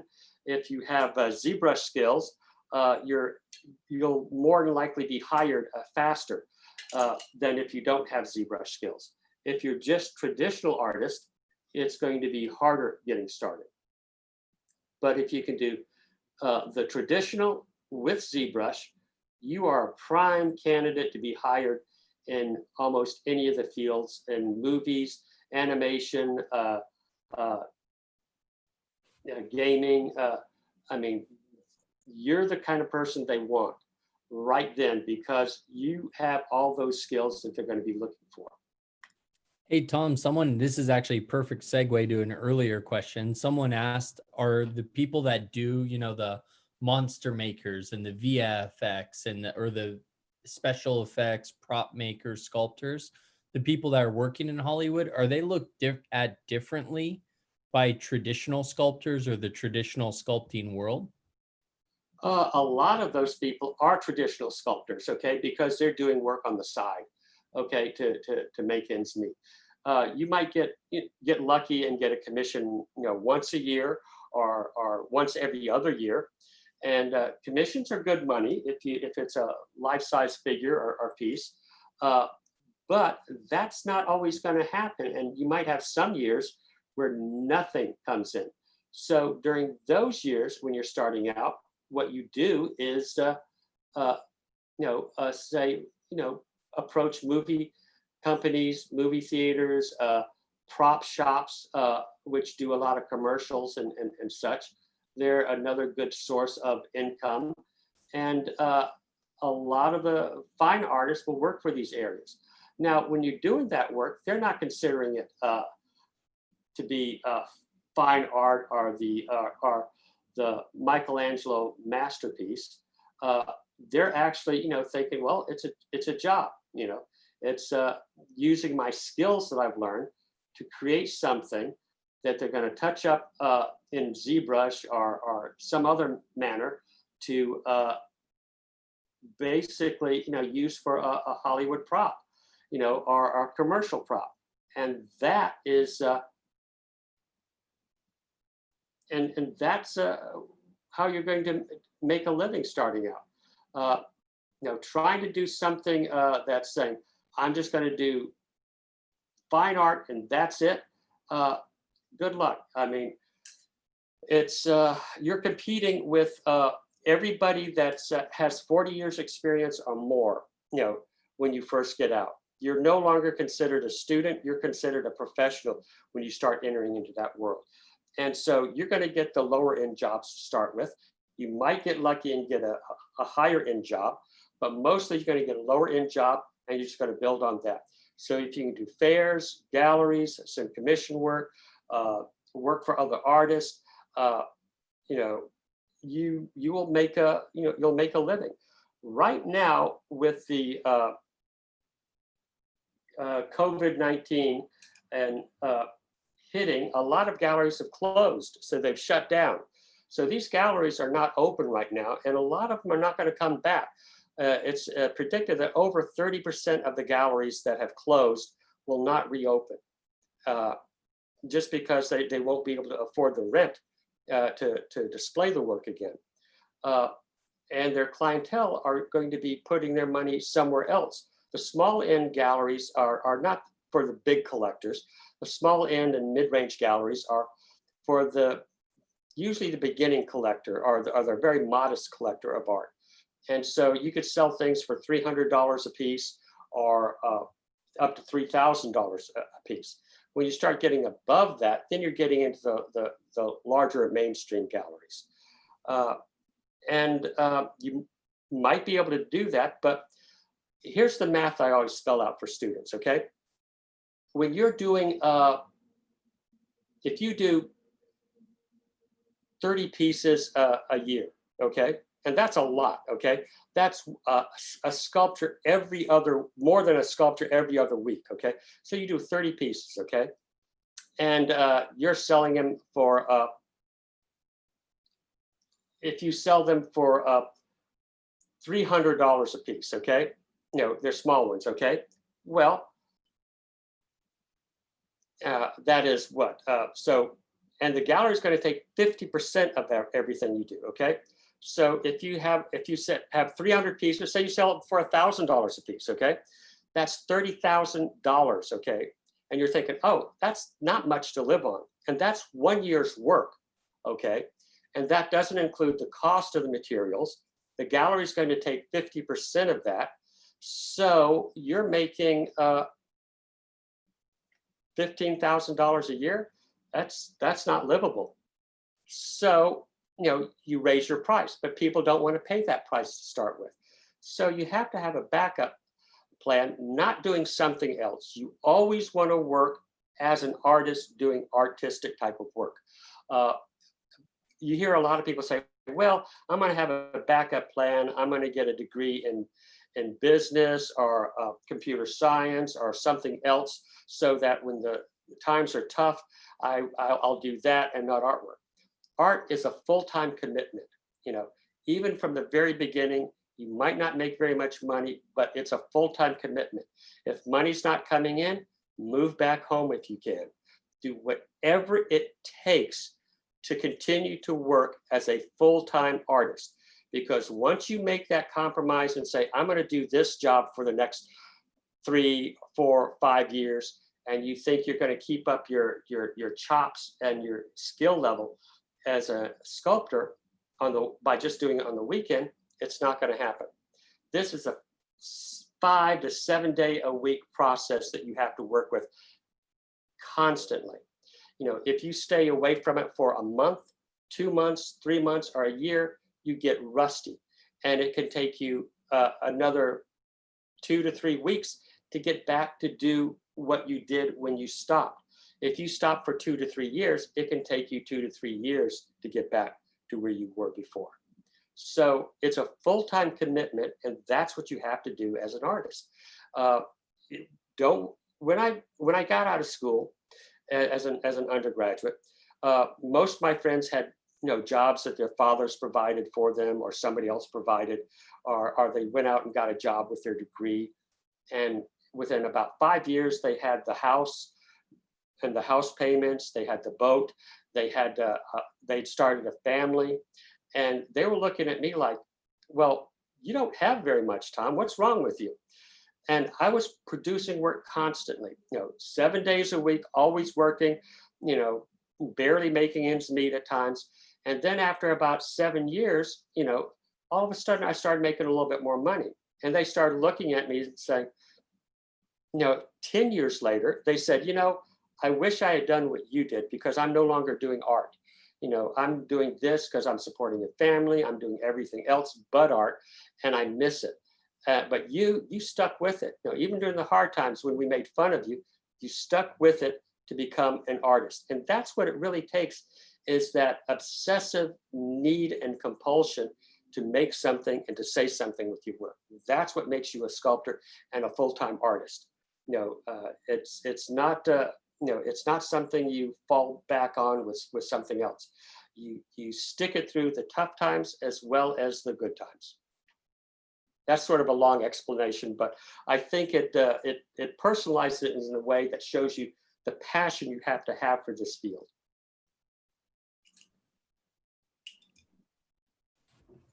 How are we doing for time? Okay. Yeah, we got about 20 minutes, but Oh. Tom, I stay as late as everyone else wants to, so we could go a little bit longer. I'm good. We'll respect Kat's time. She does these things all day, all night. But no, amazing advice there. And, I agree 100%. I put into the chat pod, everyone. I would say that passion and commitment's important for any career field. You have no idea. I seriously, I oversee the graduate department here, and so many people call in and they want to pursue what they always originally wanted to pursue. And they're switching careers. They're switching and they're always kicking themselves about the timing. They're saying, hey, I wish I would have done this for my undergraduate, or I wish I would have done this the first time and, not studied business necessarily, or I wish I hadn't become, I meet people that are in amazing careers, lawyers, doctors, dentists, and they're switching business and they're doing great, but it's not what they love. And it makes all the difference to them. So, hey, Tom, we did have some questions for you about materials. Someone did ask, if you were going to be selling materials, is there anything cheaper than bronze? Oh, yes, plaster. That you would work with? Plaster?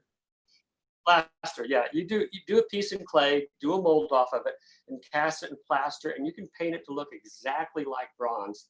And that's a fantastic way of selling things. In fact, in the 19th century, people didn't go out and make everything in bronze for galleries. They would do what was called an artist proof, which was a plaster cast that was painted to look like bronze, and then people would take orders from that. Now, galleries today don't like that because most clients want instant gratification. They want to take it home right then, right that day. So in that regard, it's harder to do that, and I've tried that, and it worked with moderate success, but the difficulty with plaster or just firing clay as a ceramic piece, it's hard to ship. You cannot ship pieces in plaster or ceramics very easily without them breaking. Even professional, moving companies have a hard time with that. I'd say the first 4 or 5 years outside of as an undergraduate, I did a lot of stone carving. So you can get a block of stone. I used mostly Indiana limestone because it was the cheapest. And you could go to a quarry or a monument place, and if something had a corner broken off of it, you could probably pick it up for $5, $10, maybe $25, and then take it home and carve it. So that was another way of a material that you could work with, but then you have to learn how to carve sculpture because it's a different process.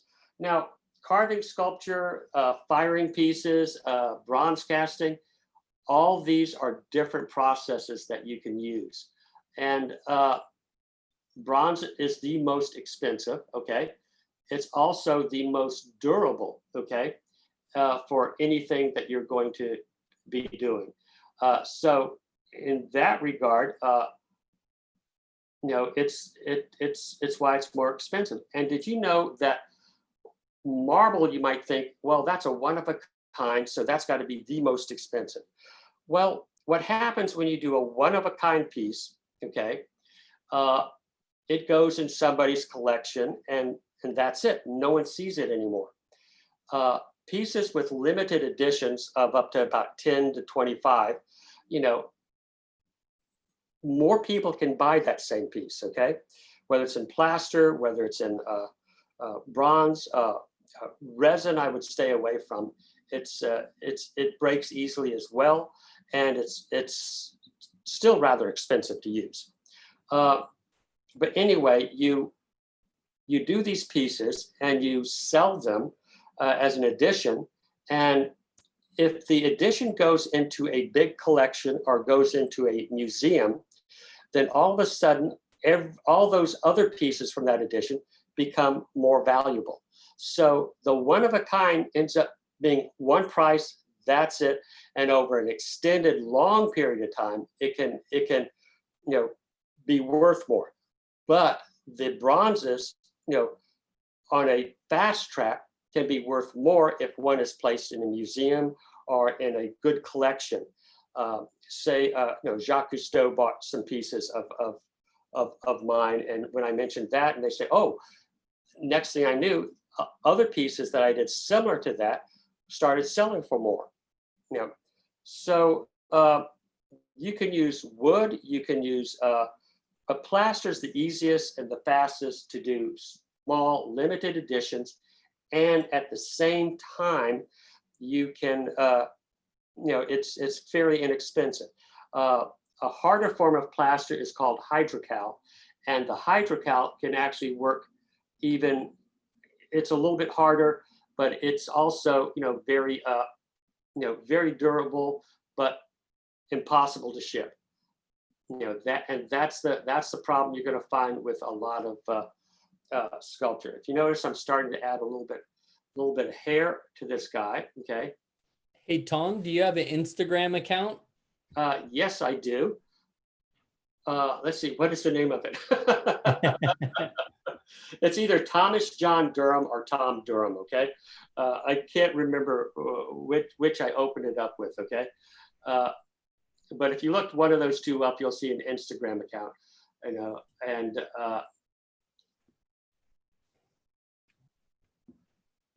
And then somebody asked earlier, you mentioned a lot of materials there. They asked about paper mache. Do you ever use paper mache, or are you familiar? I've never used paper mache. Nothing wrong with it, but paper mache, it's just a one of a kind, and you can't really cast in it or model it like this. Now, some people do model paper, but they build it up in sections and they glue it together. And you can do, it's one of the things that's somewhat trendy now is cardboard, because it's an inexpensive material, but you're constructing with cardboard and paper mache, you're not modeling. And I am what you call more of a carver and a modeler rather than a constructivist type of sculptor. I've done constructivist work, but it's for me, my love is the actual modeling of the pieces. If you see, I'm working bigger patterns of hair right now on this one side. And again, I decided to focus on the one side so you could see a little bit more development of things. And hey, Tom. Go ahead. Sorry. I was just going to say, someone asked a really great question. They said, do you think you've been more successful because of your education in sculpting, or less successful? So do you think more successful? That's an easy thing to do. I know today it's somewhat popular for people to say, oh, I can be an artist. I don't need an education. I can do this on my own and learn it. And no, you can't really, okay? You go to school and they show you techniques that you would have to pick up on your own. It would take years to pick them up on your own. But in a classroom situation, you're shown so much information in a very short period of time. 5 years after you graduate, you're still pulling from what you were being taught, and you can't learn that on your own. It doesn't, you know, it could take you 20 years to learn what you learned in 4 years, you know, in college. And that's provided you're applying yourself, okay? If you don't apply yourself to it, you're not gonna learn much of anything, okay? Regardless on your own or as a, you know, or in school. It's all about how much you're gonna apply yourself, okay? And that's, and that's where you really start becoming a, you know, an artist. It's not so much just in school, it's everything you've learned in school and how you start learning how to apply it later on. So, you know, can you do this on your own? No, I don't think so. Have some people said that they're, oh, well, I've learned how to do this on my own. Look at the quality of the work and look to see if they're copying other artists. Okay, more than likely they're trying to copy other artists, and they're not. No, other work is very, very crude. Okay, if you want to do anything sophisticated, you better go to school, because it's not going to come. It's not going to come naturally. You don't just you know, pick it up on your own. Michelangelo did not pick up sculpture on his own. Bernini did not pick it up on his own. Bernini's father was a sculptor, and so Bernini learned the trade from his father. Michelangelo, you know, his father was a merchant, not an artist. So as he learned how to pick it up, guess what? People noticed that he was good at drawing.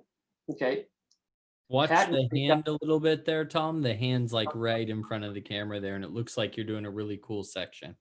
Yeah, and the thing is, he, you know, Michelangelo's parents were merchants. So while they were, you know, so while he's learning how to draw, he's, you know, Bertoldo is the person he started studying a little bit of sculpture with.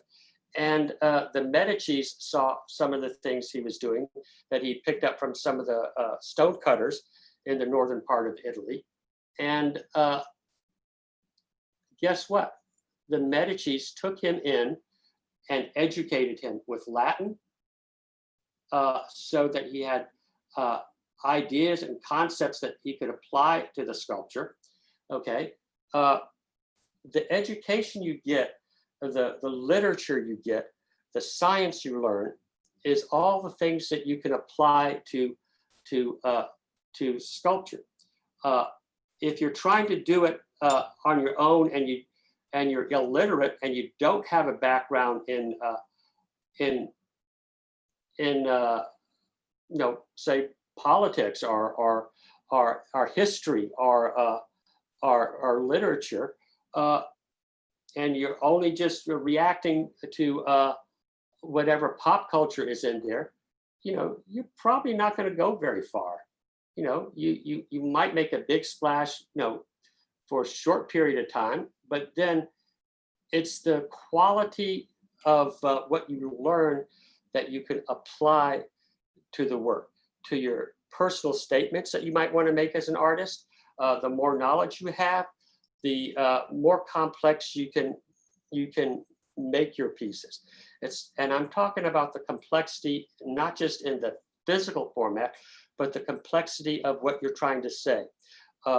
Great art has a primary meaning, a secondary meaning, and often a tertiary meaning. In other words, it's layered in the meaning qualities, it's layered in the historical references, it's layered in ways so that when you look at it once, you appreciate it for one thing. When you go back and look at it a second time, you can appreciate it for even more. And when you go back a third, a fourth, and a fifth time to look at that great work of art, you're getting something new from it each time you go in to look at that work. That's what makes great artwork, is that knowledge that you get from school. You know, and the emotional part is what you get from life experiences. So it's the combination of the intellectual and the emotional aspects that you can combine together. If you're just working from an emotional aspect, without any skill level. It looks emotional, but it doesn't convey your emotion and feelings as much. Van Gogh, not a sculptor, but a phenomenal painter, he actually started studying art from his mother and his aunt and his uncle at age 14. Him and his brother both were studying watercolor and drawing from age 14 on. So Van Gogh did not start at age 28. He already had 14, 15 years experience before he decided to become a professional artist. And he had an uncle who was in the art trade who could show him different things. So Van Gogh was not some self-made artist. He was a very well-trained artist who had a lot of emotional content in his work. Again, a long explanation for, for a straightforward question, but those straightforward questions deserve a complex answer rather than something that's very, very, shallow or anything along that line. Because life is not made up of simplistic answers. It's always made up of complex decisions and answers of what you're trying to do. Well, I would imagine also, Tom, during your studies, the instructors you meet in all those programs, the different styles, the different approaches have such a drastic influence on you. Can you maybe speak to some of our faculty in the sculpture department? Because I know you've assembled an incredible team. We have a pretty good team. We have Margaret Keelan, okay? Margaret Keelan is a nationally known ceramicist. She has glaze techniques that are phenomenal for everybody, okay? And those glaze techniques are something worthwhile to study. And they're not out in books or anything like that. This is what she shows people to do and teaches people how to experiment and make your own glazes at times, okay? So Margaret's a fantastic ceramicist in that regard. We have John Neary, who's an excellent figure modeler, and he will often teach the graduate classes in figure modeling.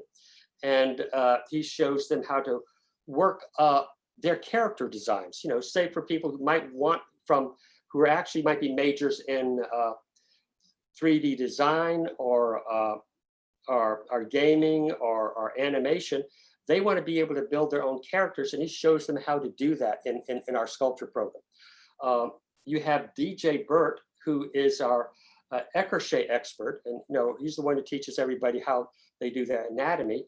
But DJ is also branching out, and he's our primary teacher for digital artwork, okay? Which means he's teaching them how to use ZBrush and 3D printing. And one of the first classes we developed for that process that DJ helped me with is a medallion class, okay? A medallion relief class, just like they do at the US Mint. I talked to Jim Likoritz, who worked for 20 years at the US Mint, and he provided us all the information and everything that we would need and as an advisor to how to build this class and what to expect from students and what equipment we would need. And so DJ has been teaching that class over the last year, and with really pretty good results in that regard. So DJ's multi-versatile. He's able to do both. We have Peter Schifrin, who does more expressive conceptual works of art. And he just finished a big commission for the Olympic Committee. And so he does what I call very gestural figurative works, which are quite nice to look at. And all of the faculty, and these are the main faculty that we have, okay? We have some other part-time faculty that are just as good, but these are the main people that we have over there at the Academy at this point in time. And they are doing a great job, and we work together like a family in many ways. In other words, if one person doesn't know the answer, we'll take you over to the other one, and it's a small department. So we'll I mean, we share the students. We don't fight over the students. We say, okay, here's what we want. You know, I don't know the answer to that. Let me take you over to Margaret. She'll be able to show you more about that than I will, okay? Or if it's figurative, they usually come to me. If it's portraiture, they'll come to me. If it's more character design, they'll go to John. If, you know, and so we each have our specialties that the students will talk to us about and work with us. So when we're teaching one class, it's not just you don't just get one instructor, you get at least 4 to 5 other people to help you with that one class. And that's what I call teamwork for our department. And you know, I have what's called an open door policy as a director. So anytime people need to ask questions or talk to me, all they have to do is email me, or when we were on site, just knock on the door and come in. Or if I'm in the studio there working on my own pieces, just come and tap me on the shoulder and I'll stop what I'm doing and help them. So the class doesn't just start and stop during the class time. It continues throughout the week for all the students and all the classes. And that's how we get really good results. If you've ever seen anything from our spring show at the end of the year, it's phenomenal looking. I mean, it will knock you over what we do with a small group of students in sculpture. And we've had one person who spent basically 2 years making a life-size marble sculpture, which won Best of Show that year. We have other people who have done best bronze work that is absolutely phenomenal. You know, we don't do a lot of large scale bronzes because it just takes so long and it's expensive, okay, for the student. But we do a lot of mid-sized to small bronzes that they do for their shows, and that's what they're going to be selling, you know, anyway. And when the student gets out, ceramics, we have some of the best techniques for firing pieces, where we have probably an over 90 to 95% success rate with firing pieces. Very few pieces blow up in the kiln because of the way we treat the clay and the way we hollow it out. And the firing process is very slow, low fire, which we slowly build up so that it doesn't trap gases and explode, you know, which if you run it too fast, too high, you could lose your piece. We don't lose many pieces at all. And the only time it is lost is because the student generally did not follow the directions that we gave them. And most of them don't want that to happen, so they follow the directions we give. So I'd say we have a top-notch group of people teaching right now.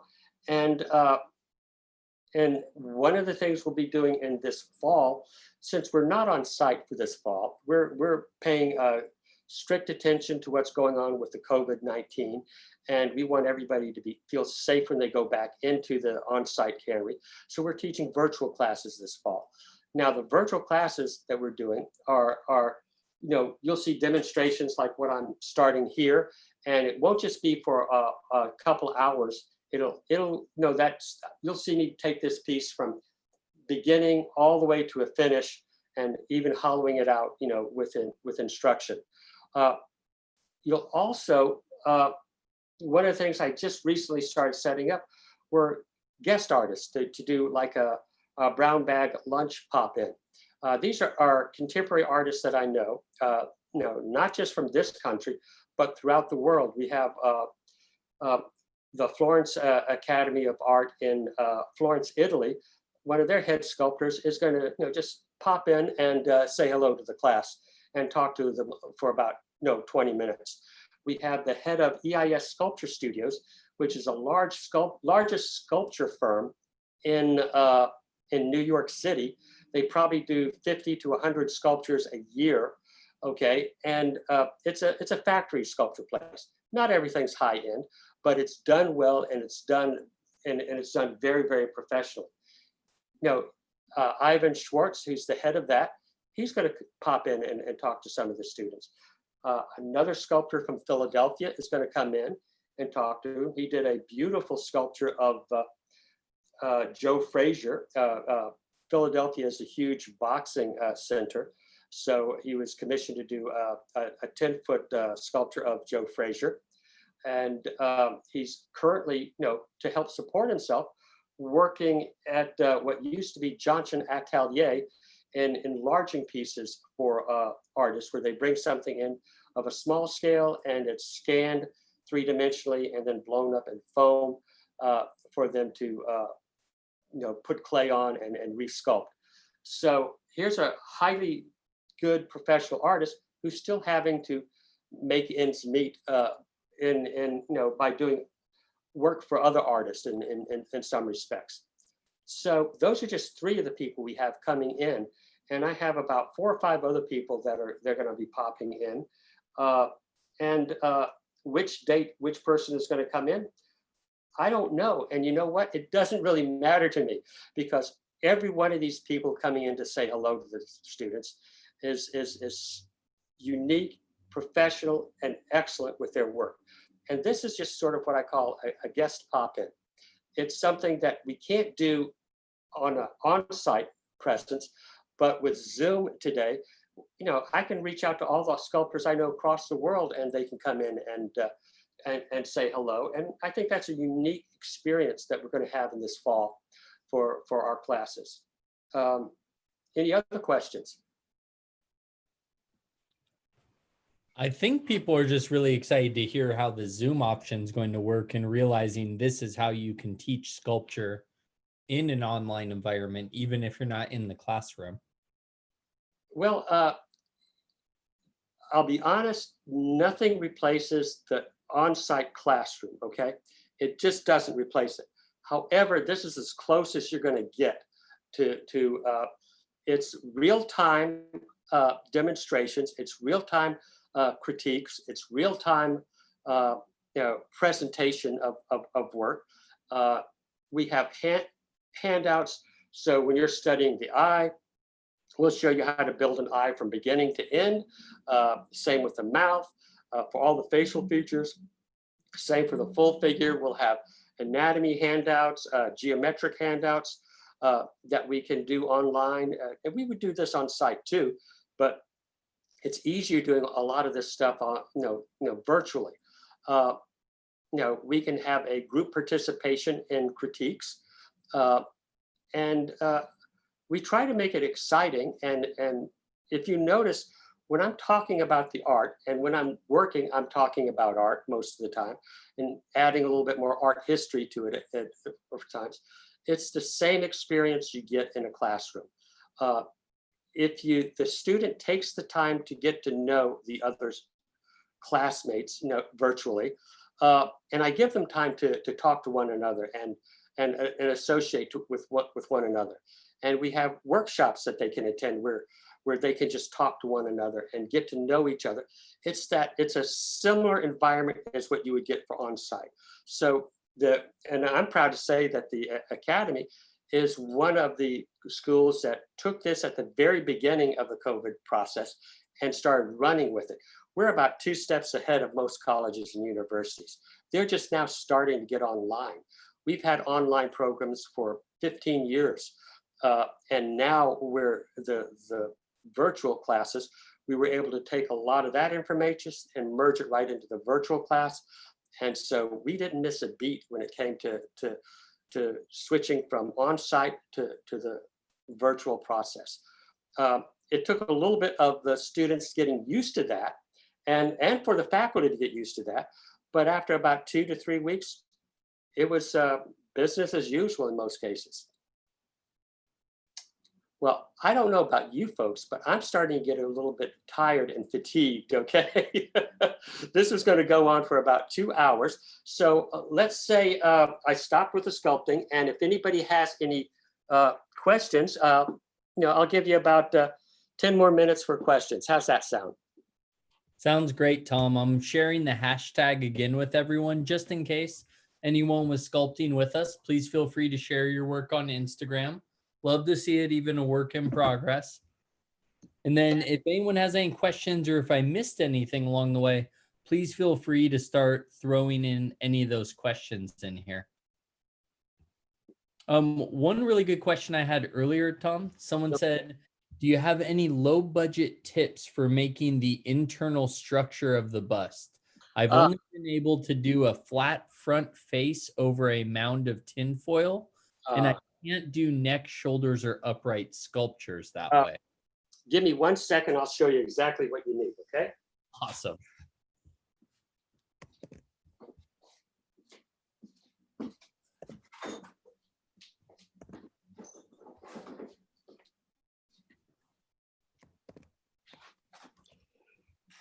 All you need is a flange from pipe, from that you can get at a plumbing store, okay, or a hardware store. A pipe, 6-inch or 12-inch. Screw it down to a piece of wood, okay. And what I have inside of this is a small 6-inch pipe that's screwed down to the wood, and then the clay will form over that without falling around, and I can do a fully 3-dimensional sculpture very easily and very fast. That's the cheapest and the fastest way to do something. If you're doing something that's an even smaller scale, like say in oil-based clay, take a half a brick or a quarter of a brick, stick a pencil in it, and build the clay up over that. And so they're very quick processes of doing this, where if you think you have nothing available to work with, that's the cheapest and easiest and fastest way to create a makeshift armature. But the plumbing pipes work great. If you're getting into doing a full figure, then you have to get some aluminum wire that you can bend and it's flexible. And that's a different process for a little bit more involved process of building an armature for the full figure. It's still pretty easy to do, but for heads and such, the easiest thing is just a pipe or for that matter, a pencil stuck in some clay. And then, hey, Tom, someone asked about the home studio saying, hey, what would you need to get minimally set up with a home studio to do online classes? Comfy Well, chair, lazy Susan. Well, right now, that's what I'm doing is working in what you call a home studio. If you have a kitchen table or a kitchen counter, that's your studio right there, okay?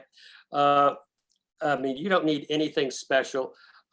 You just need just a desk or, what I'm working on now is my nightstand pulled over with one of these turntables, set on top of it, so I can sculpt a little bit easier. Sometimes I'll have it placed right in front of my computer, and I'll be working on that.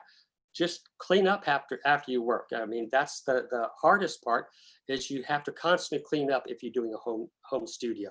You don't need anything special.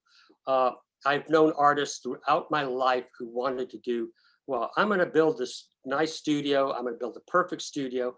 And that's all I care about, is that perfect studio. Well, they're spending 5 or 10 years building this perfect studio.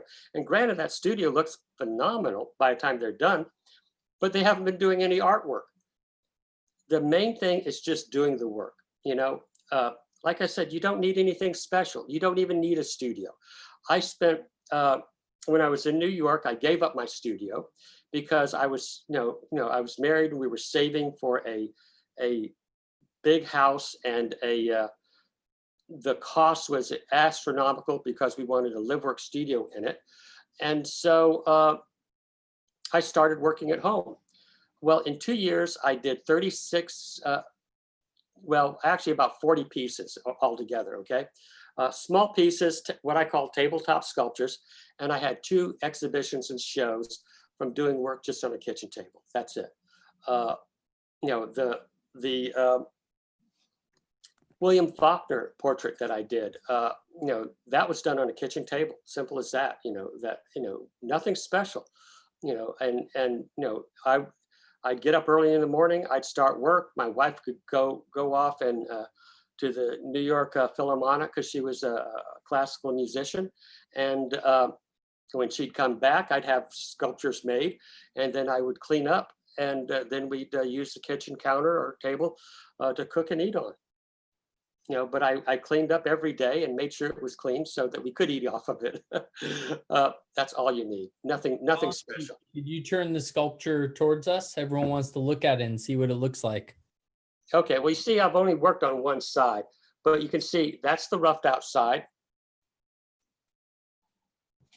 And in fact, let me move this a little bit, okay? So you can see it with a little bit more light. Kat, can you spotlight the other camera maybe? Yeah, perfect. This looks great. Tom, could you give a slow turn for us?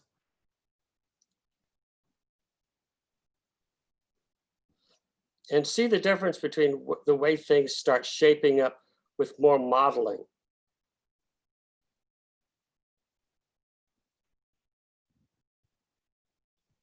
And like I said, I'll go back and I'll finish up this head, and I'll actually use this head as part of my online class demo build that I'm starting to do. Because I need something in advance that's a little bit dried out so I can show students how to hollow out a sculpture and put it back together again. Because I'll do a, probably about a 6-hour sculpted head for the demo. And but that clay will be too wet to part. And then I'll use this one finished as something that I can cut the top of the head off, hollow it out, and put back together again as part of the demo that I'm building. And then Tom, someone asked there's two different questions here. Someone said, what material would you recommend for beginners? And someone else asked about cheap clay. Do you know of any good cheap clay? Water-based clay is the cheapest clay you can get, okay? You can go, and if you want to buy clay, you can buy it on Amazon.com, okay? Go to Amazon, you can buy clay, and a lot of times if you have Amazon Prime, it's free shipping. So you can get it in about a week, and it can cost anywhere between $20 to $30 at the most, okay? Dick Blick will sell air dry clay in which you don't have to fire that, and that's about $35. That costs a little bit more, but not much more than the regular water-based clay. What was the other question? I forgot, sorry. No problem. It was actually, what would you recommend a beginner start with? What type of? Water-based clay is easier to move around than oil-based clay, okay? It's easier to start setting it up faster than oil-based clay, but you have to cover it with plastic and such. I would start with soft Chavant clay or medium Chavant clay, either soft or medium. So oil-based or this, either one's fine to start with. It doesn't really matter. Oil-based has its advantages. Water-based clay has its advantages. They're two different materials to work with. You're building and taking away. You're doing additive and subtractive sculpture with both. Doesn't really matter which one you want. Some people have a preference where all they want to do is use oil-based clay. Others want to do water-based clay. In fact, I'll show you.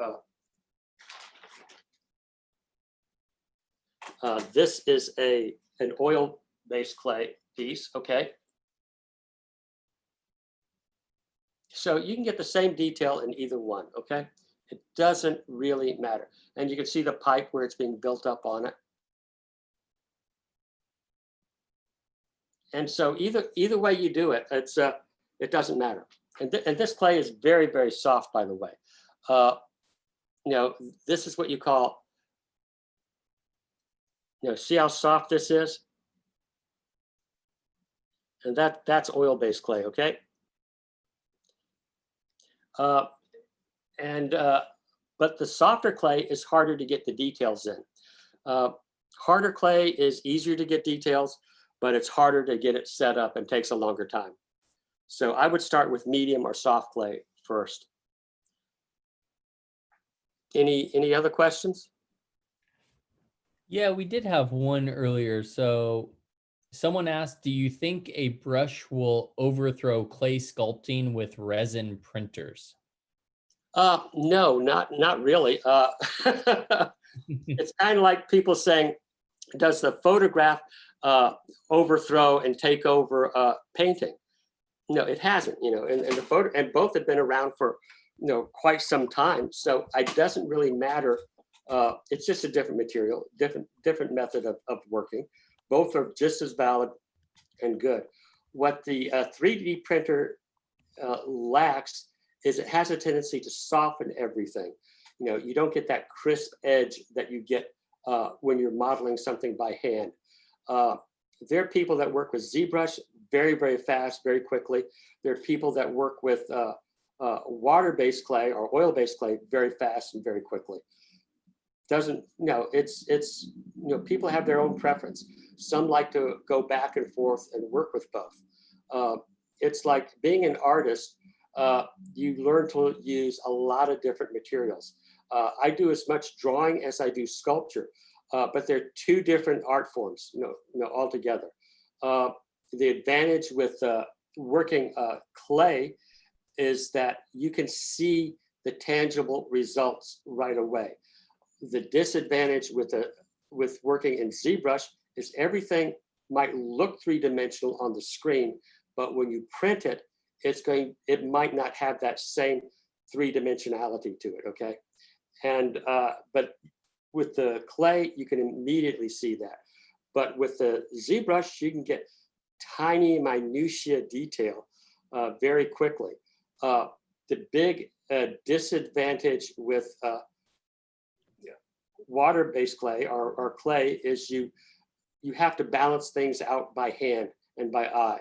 The advantage with ZBrush is you can use the mirror brush and you can balance it out almost immediately without any effort. However, by balancing it out like that, it has a tendency to look like a mannequin more than a real person, where the oddities and the slight differences that you see with the regular clay add to the character of the piece. Michelangelo's sculptures are not perfect, but the emotional content and character from some of what you might call flaws and the imperfection give it a more human quality. Our faces aren't completely balanced when we're sculpting.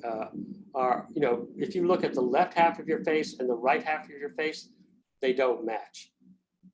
So, like I said, each media has its advantages and disadvantages, and it's working with them to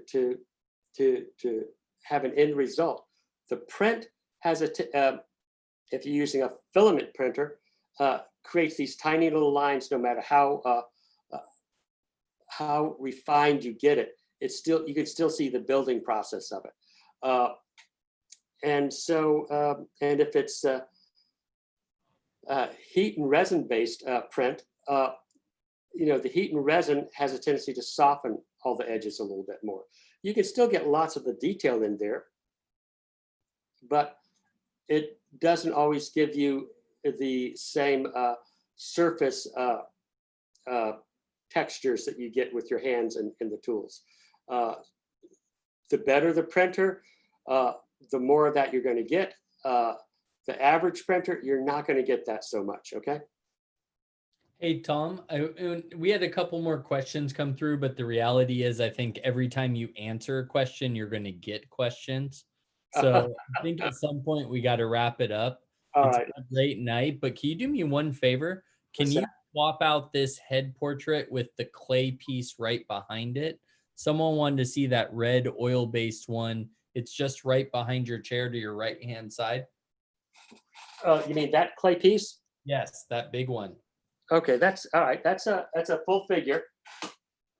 Yeah, I saw someone post that. So I know we didn't answer a couple of the last questions, everyone, but the reality is I think as soon as he starts answering a question, we're going to get more questions. Yeah, very cool. Can you tilt the camera up ever so slightly? Sweet. Yeah, this is the piece I'm working on. It's Beauty and the Beast, so to speak, okay? we had a few sessions with the model. We have a group of sculptors that work together over at Pixar, and we had a model with that. The line is made up without a model, obviously. But yeah, that's just a small piece. That's one of the pieces I've done, one out of the 4 figures I've been doing over the last 2.5, 3 months. Okay, anything else? Yeah, again, I think as soon as you start answering a question, it's going to beg more. So I would say it was an incredible night, Tom. And what was even more incredible was seeing how those strokes with the rake came to life. And when you actually showed the half of the half done versus the half you didn't spend as much time on, you could really see how it already smoothed out, how the hair was coming together. Overall, just incredible. And all the feedback the entire time you've been sculpting has been really amazing from everybody that attended tonight. Well, I thank all of you for attending. I hope it was worth your time. You know, I tried to make it as entertaining and as informative as possible. I wish everybody the best of luck with this, and hope to see you over at the Academy at some time. You know, take care and stay healthy, everybody. Thank you very much.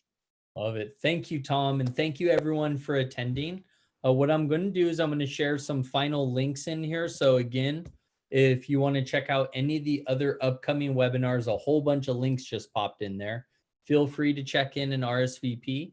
And if any of you have any questions about classes, a couple said, is Tom teaching? Could I take a class this fall? The answer is yes and yes. We could work together. We can make sure we find a class that's at your skill level. And if you're actually looking to pursue a degree with us, please email me directly. I oversee the graduate and undergraduate admissions department. I'm available by phone and email, and it's all about getting students connected to the right people. But at the end of the day, thank you so much, Tom, for taking your time, your energy, and spending it with us this evening. My pleasure. And like I said, I wish everybody the best. Thank you for coming.